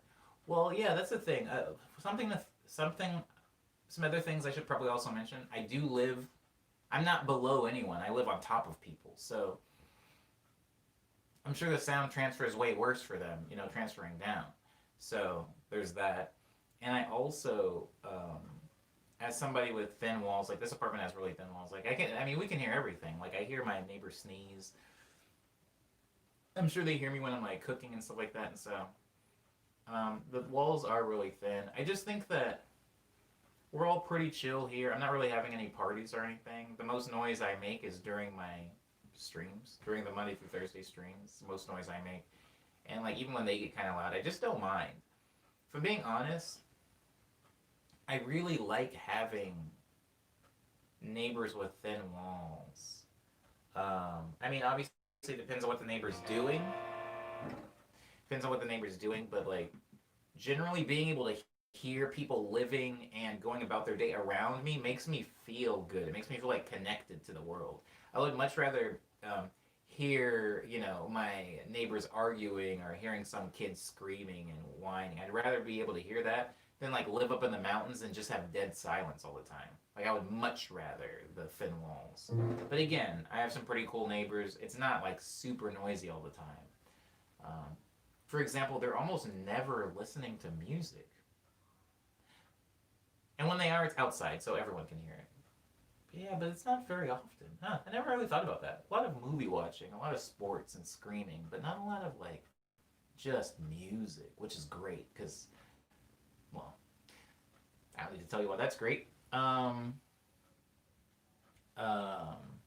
yeah, true. Liana likes the crows. Lindsay likes the crows. The parrots I do like, but a lot of people in the neighborhood do not like the parrots. The practice schedule of Master Tier Piano Master has been revealed to take her to piano class. Master Tier Piano Master. Word. No, not at all. I don't know what I'm doing. Crow says, how can you hear cooking unless you set off the fire alarm? Cooking makes noise. I don't know how to cook silently, but like, for example, Crow, I do fry like potatoes. I make fries, and like the sizzling makes a sound, and you can actually hear the sizzling of like fries and bacon and stuff like that through the wall. That's how thin the walls are in the apartment. So you can hear things frying. You can hear me like clanging pots and pans together and stuff like that. Me like cutting a bunch of stuff. It's like it does generate noise. Not noise that's so loud like a subwoofer, right, and a bass, but they can definitely hear what I'm cooking. They can definitely hear what I'm cooking because I've been cooking before and I've had my neighbor like come and knock on my door and ask me what I was making. Who complains about the sound of cooking, says Alpha. Well, I feel like you can sub it anything there, right? Who complains about the sound of anything? I feel like if something is repetitive enough or it's loud enough, people can get tired of it. Now, if you're asking in my own personal experience, no one has ever complained about the sound of my cooking. No one's ever come over and said, can you please not cook? Because I think they understand it's a necessary thing. We all can hear each other cooking, But maybe if I had, like a dance party or something like that in my living room, maybe then people would complain because it doesn't feel as necessary.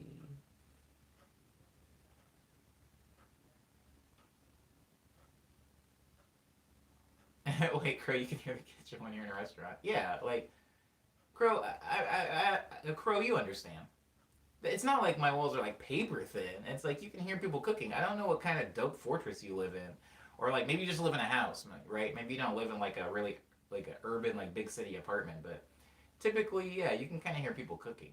And I'm not saying you can hear it to where it's just like right in your ear, but if you're just sitting at the table, like right now, I can hear my neighbors. I can hear one of my neighbors on the phone. I can see him now actually too. He's standing outside. He's like a few buildings down. I can hear him talking on the phone. I can hear all the clocks in my apartment because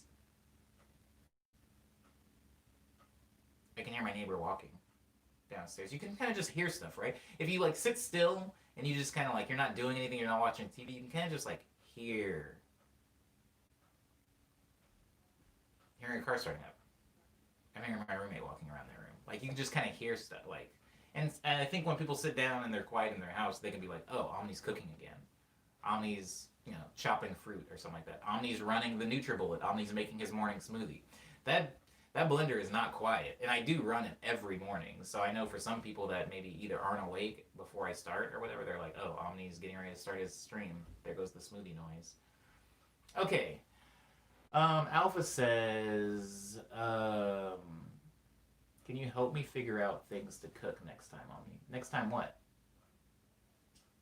Especially at the end of the night when the dishwasher is going ham. For sure, Lindsay, for sure. Sizzle pan, spoons banging in pans. Does that say burns? What in the world? Ram's going wild. Most are pretty loud. Yeah, lots of cooking sounds.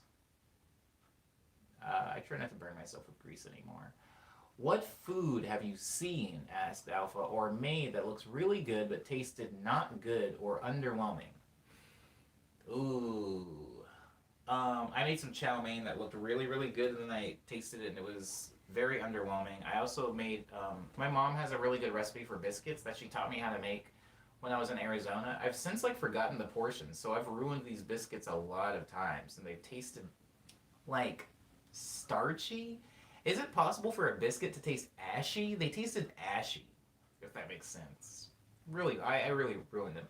Also, waffles. I've made a lot of waffles, and before I got the portions correct, they looked amazing. They had the perfect consistency, even the feel, the texture, and the firmness, the crispness, and the fluffiness inside was perfect. But the flavor was off. Mostly bread things, Alpha. If I'm being honest, I made tons of breads that looked amazing, and then I took a bite out of them, and I was like, oh, I ruined it. Yeah, mostly bread, mostly baking things. Since baking is so chemistry based, right? It's not a lot of active doing and changing and arranging. It's kind of like you're putting in the chemicals and ingredients, and then you put it in the thing and hope it turns out well. And if you get the chemistry wrong, then yeah, the taste can be pretty far off. The only thing that ever really bugged me was when the gardeners turned up in front of my window on Saturday morning. That's a big thing here, Liana. I do the stream early also so that we don't run into the gardeners, but you definitely have been in the streams when they've showed up early and they've gone to town, and it is really difficult. I don't like it when they show up. And I think it's just because of how long it lasts. Ashy House is enigmatic. I don't know. I don't really know how to explain it any further than that. Ashy. They tasted dusty, not moist enough, dry, and weird. I don't know. I ruined them. Point is, I ruined them. I know what you mean. Ashy biscuits hurt my soul. Yeah, it was whack. All chefs are scientists, says Alpha. Powdery? Yeah, kind of powdery. Just the inside. It was it wasn't flavorful. It just tasted like bread. I'm not exactly sure. I mean, I'll have to talk to my mom about it, but I'm not exactly sure where the flavor of the biscuit is. Is the flavor in the butter? Also, what is the second thing that sugar does, guys? Sugar makes things sweet, but what's the second thing? Sugar has a chemical thing it does when you put it in bread. What is it that it does exactly? I'm not a big baker. I'm more of I like cooking stuff on stovetop. I don't really bake a lot of stuff anymore, but what's the purpose of sugar?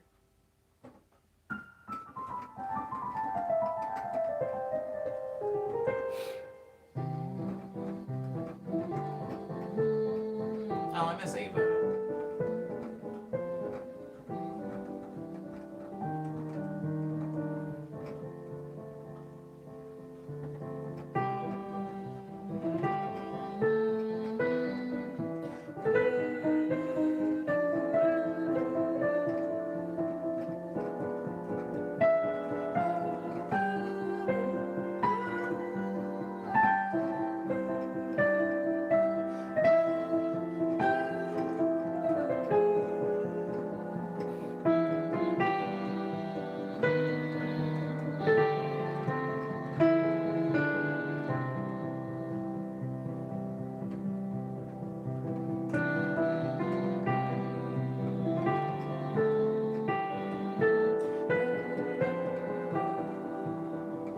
The type of flour you can only get in the South, says Liana.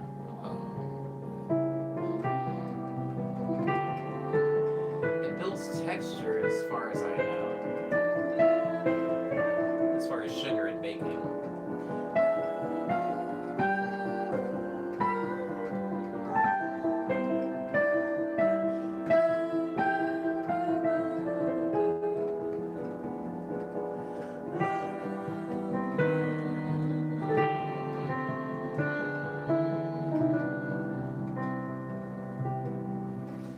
That's such a better ending song than Hush Hour is.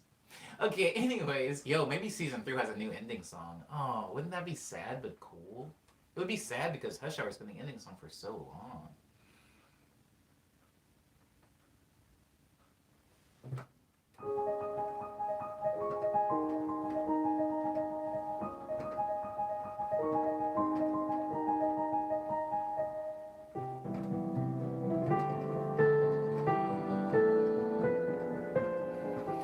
This song sounds like the ending of like Mr. Rogers or something.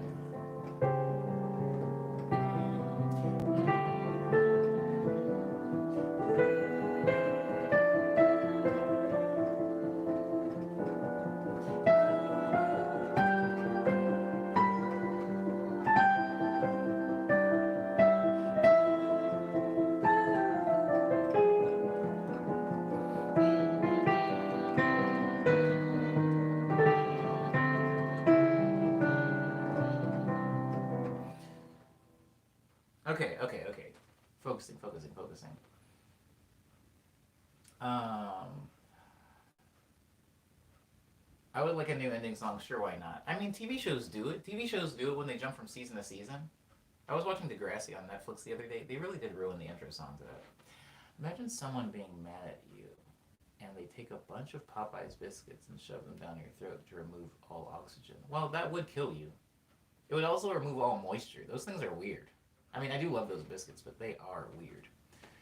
The way they just zap a moisture. That's what people should use to clean up vomit. You know how people always use kitty litter? I'm pretty sure a Popeye's biscuit can vanquish moisture faster than kitty litter can. Anyways, I spent most of the stream with my eyes closed to this song, says Umbe.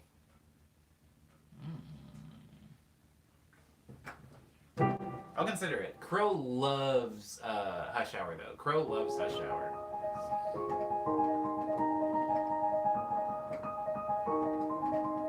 Guys, I have a lot of music out. I have an EP that's jazzy called Signals. I also have a experimental EP slash mixtape out that's called Tall Tales, Tall Tales. I have a House of Omni EP that was more collaborative. I made it with just everybody that was living in my apartment at the time. Features some pretty cool artists, some who aren't active anymore and some who very much are. And again, that's called House of Omni. House of Omni. I also have the Dream series, starting with Nice Dream, which features a song I called Bon Bon, which is very, very fun. Bon Bon's a lot of indie pop. Love Dream is like love indie pop. Speed Dream is a short story that I scored. Daydream is orchestral break beats and drum and bass. Lush Dream is like chill, laid back beats. Go check that out. I also have companion EPs that follow them. Quick Breath, which is kind of more upbeat, housey R&B, pop, and then Ego Death, which is just super ambient, laid back stuff. Earlier in the stream, Rem was asking what ambient music sounded like, and I recommended the song Open Up from Ego Death, and Rem liked it. So thank you, Rem, for taking the time to listen to that and for liking it. You know, I don't know who's responsible for you liking it, but I am grateful that that was able to happen. So go listen to those.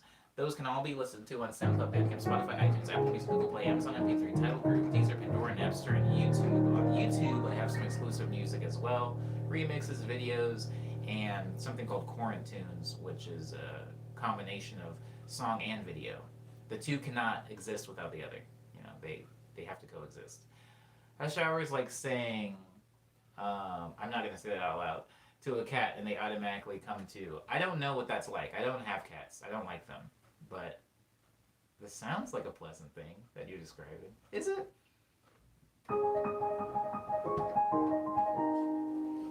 How weird that it's at the end of the stream then, since it's not at the beginning.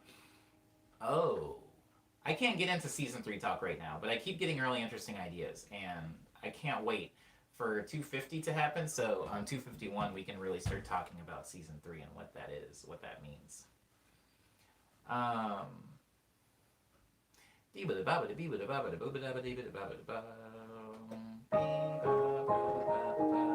Lindsay, people keep giving me opportunities to. Crow brought up cats. Remember, I didn't. I did not bring up cats. I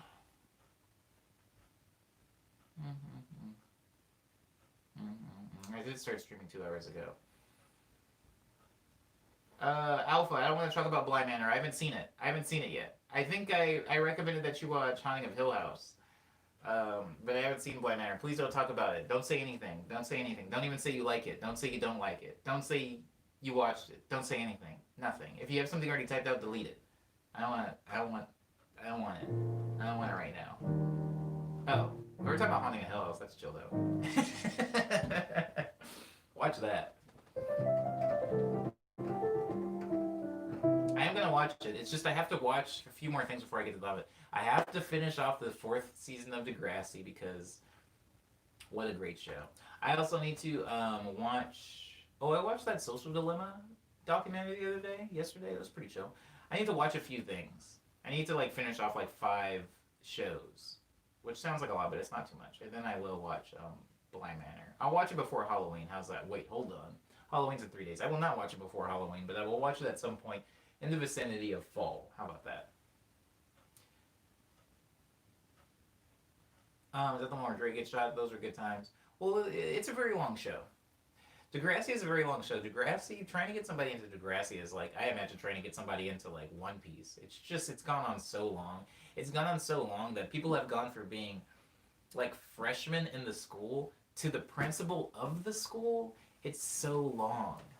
So I'm so close to ending it. I'm on episode, what, like, I think I'm on episode like 390 or 400 or something. I'm so close to the end. Well, it didn't actually officially end. It got canceled, which is extremely sad. Netflix canceled it. I just want Degrassi back, baby. I just want Degrassi back. This Friday we're doing a Halloween movie. I'm gonna pull people for the movie. I would like something classic. I was talking to somebody about like classic Halloween movies and how like I don't know how any of them go.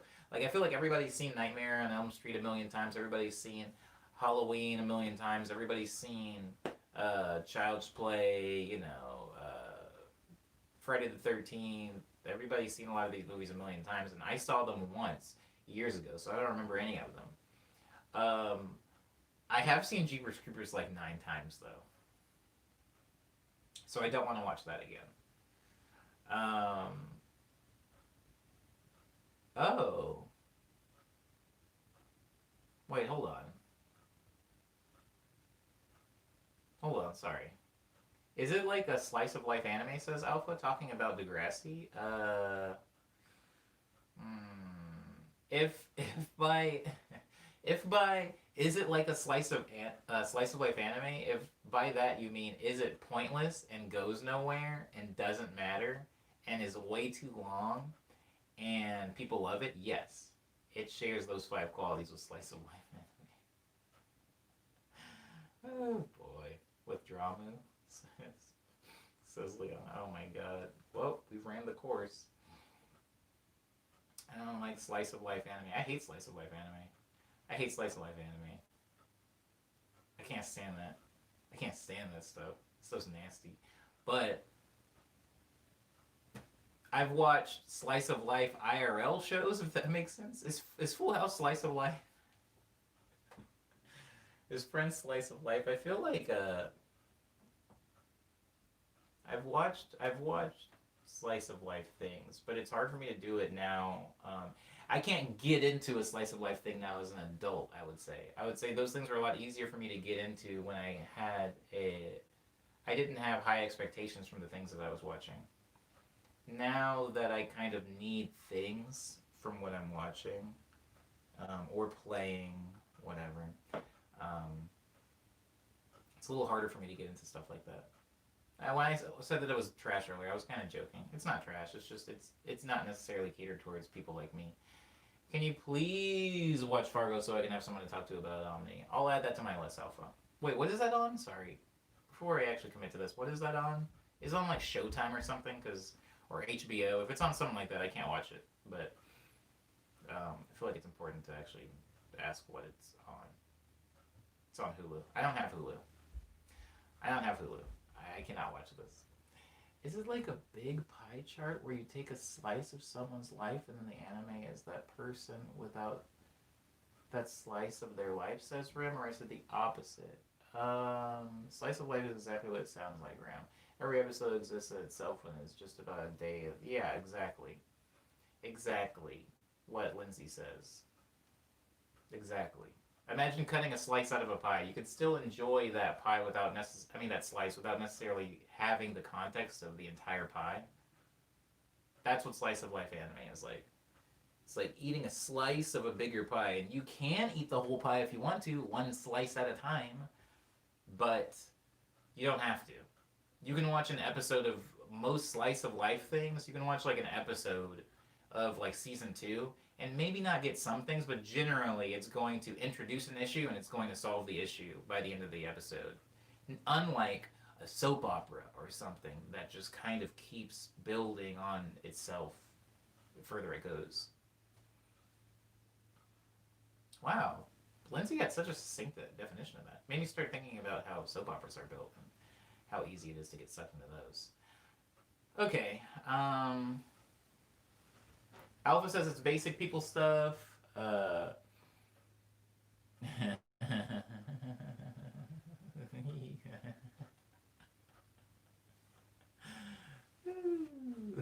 fair. That's fair. That's fair. Actually, I'll agree to that. I think slice of life could be pretty basic. I think that Degrassi, although I'm not necessarily saying Degrassi is slice of life, it's very basic people stuff. Friends and Seinfeld are definitely slice of life, and I would definitely say Friends and Seinfeld are basic people things. I am allowed to enjoy basic people things. I like ketchup. I like.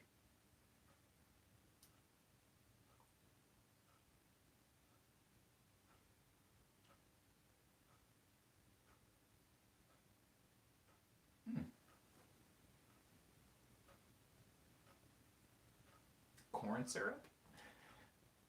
High fructose corn syrup. Okay, Degrassi is drama for sure. Slice of life is generally doesn't have any overarching problems. That's what I was saying, Umbe. And I feel like Degrassi falls more into the soap opera category if that's the case, because um, sometimes if you're just watching an episode of Degrassi, you would need somebody to like explain, like, oh, his girlfriend killed herself 4 seasons ago. That's why he's doing that. She's only doing that. Like her parents are getting married. This person just came out as gay, and that's what like. There's a lot. Whereas an episode of Friends, some stuff kind of matters. Like, oh, this character likes that character, but they're usually pretty. Um, they're usually pretty blunt with telling you, like reminding you, like, hey, this character likes that character. If you forgot in the past 5 minutes, this character likes that character. They're usually pretty blunt. So I would say that Friends fits more in a slice of life, while Degrassi fits more in a soap opera space. Thank you, Umbe. 13 Reasons Why is a basic people show. I'm not touching that show. That's a show I'm not going to touch.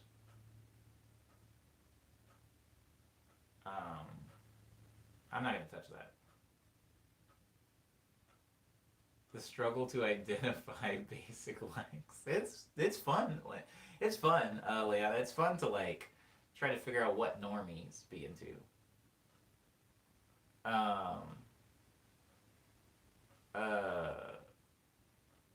Just a bunch of girls doing things this cyber. Slice of life anime is usually just described as a show like Lucky Star. Oh, that's fair. Like, what's that one where they're like, nah, whatever.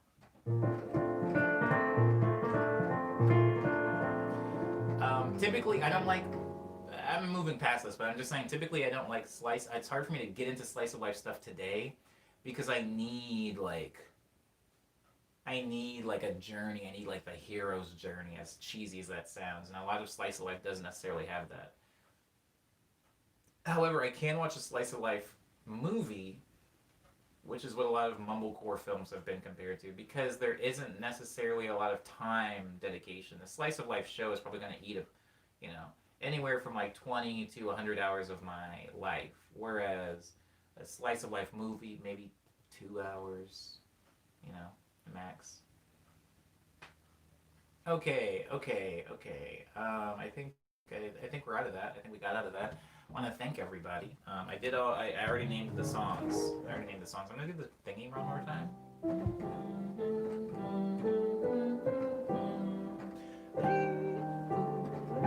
It's called Fred Flintstone's Christmas.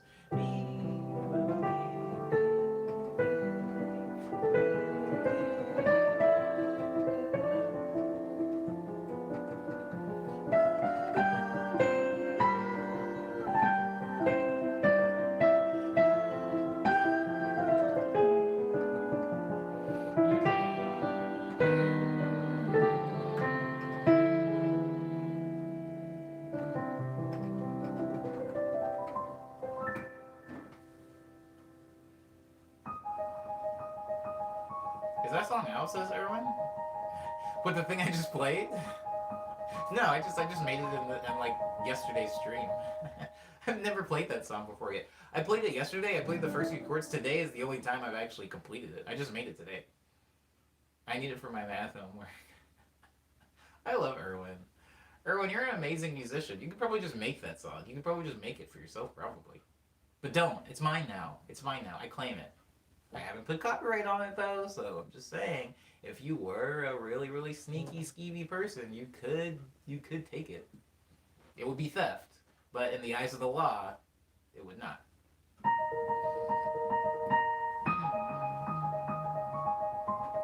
Oh, Lindsay's leaving for lunch. Lindsay's leaving at the end of the stream, so I'm gonna go ahead and give you full marks, Lindsay, for staying for the entirety of it.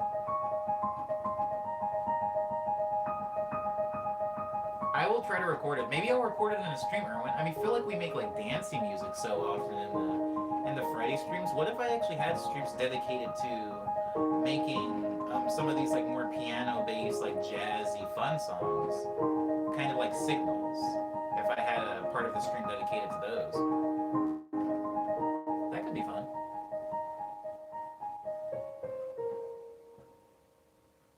Season 3 ideas. Season 3 ideas. We're not allowed to talk about them yet, but they just keep coming to me.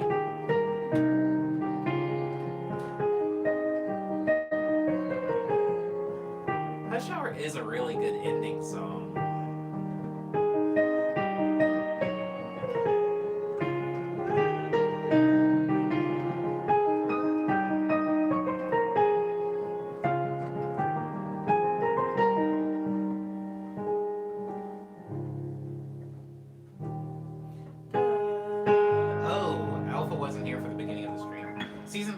Morning Medley. Every 100 episodes Alpha is a season. We're technically in season 2 of Morning Medley, which is why in season 2 we got thumbnails. Remember when the thumbnails started?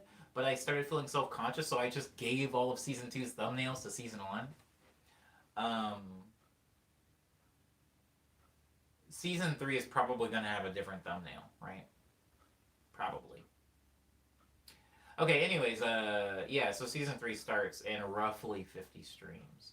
And so there are going to be some slight changes to season 3, and we're not talking about them yet. We're going to be talking about them in stream number 251, which happens on a Monday. Ren says, Erwin, get yourself an MP3 of this stream. Cut out the talk. There you go. Master piano, master tunes for your homework of any kind. I just want to play this song for Erwin all day. I would play it again, but I've already played Hush Hour, which does mark the cap to the stream. I want to thank you guys so much for being here. Today is Wednesday, so we only have one more of these. How am I always getting stuff on my stream? Today is Wednesday, so we only have one more of these before we're producing again. So I would like to remind you, I would like to remind all of you, Eon, Soyon, Ipsilon, Epsilon, I would like to remind you guys that there is a sample server on the Discord. If you want samples implemented or even attempted to be implemented, because I can't use them all, but if you want me to try, if you want me to even hear them and review them for possible song implementation, please send them now or Thursday. It's a lot, guys. It's not impossible. It's not impossible.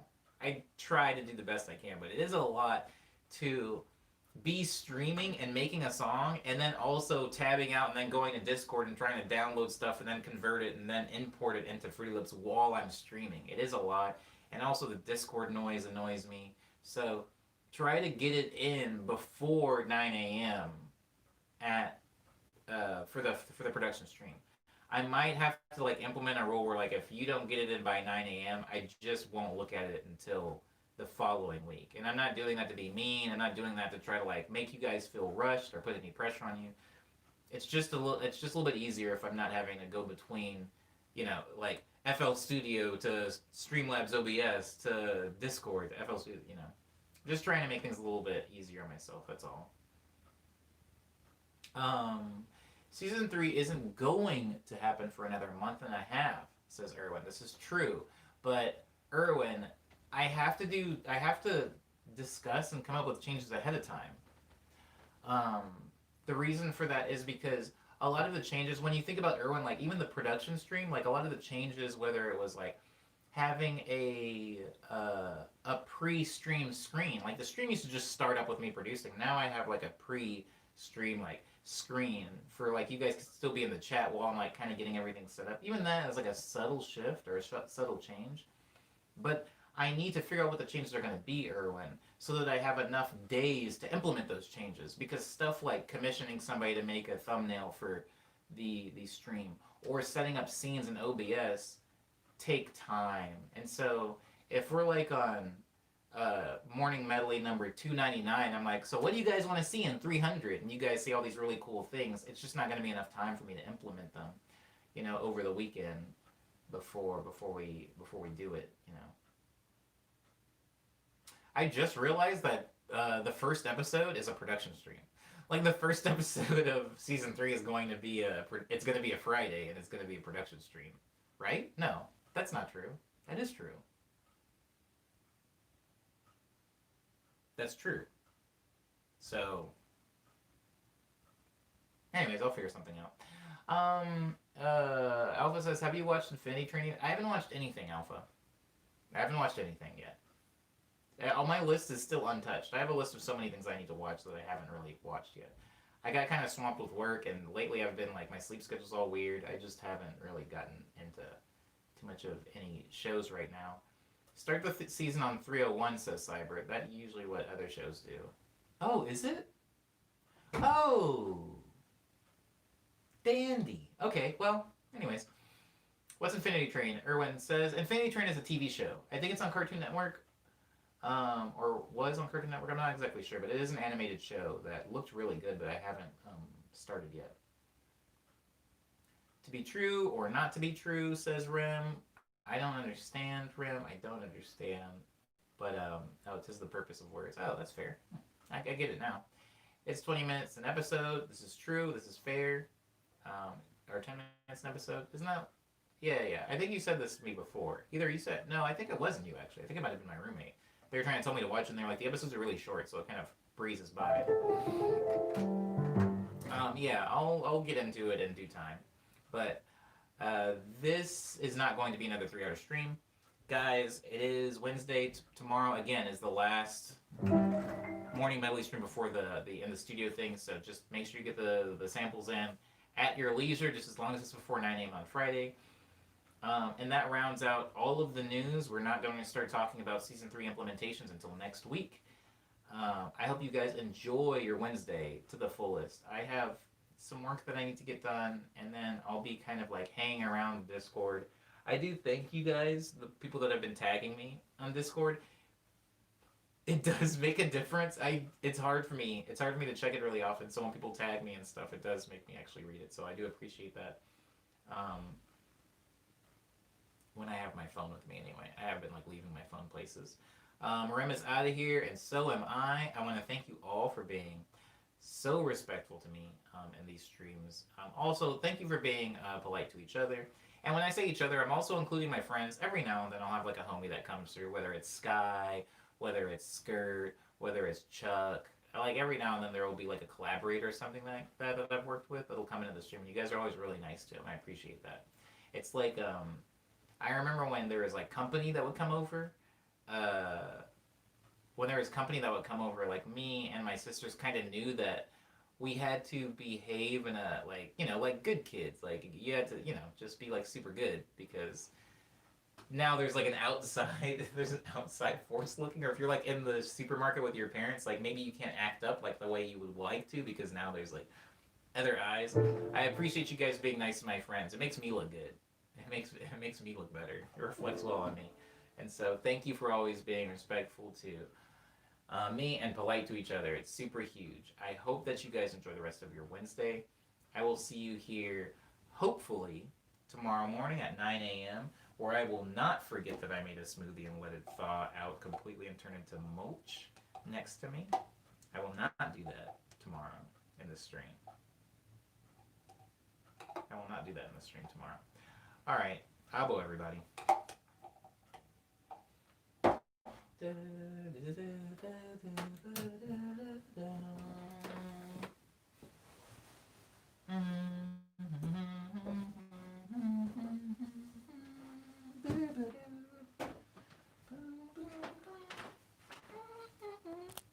It does sound like Flintstones, man. It does sound just like it.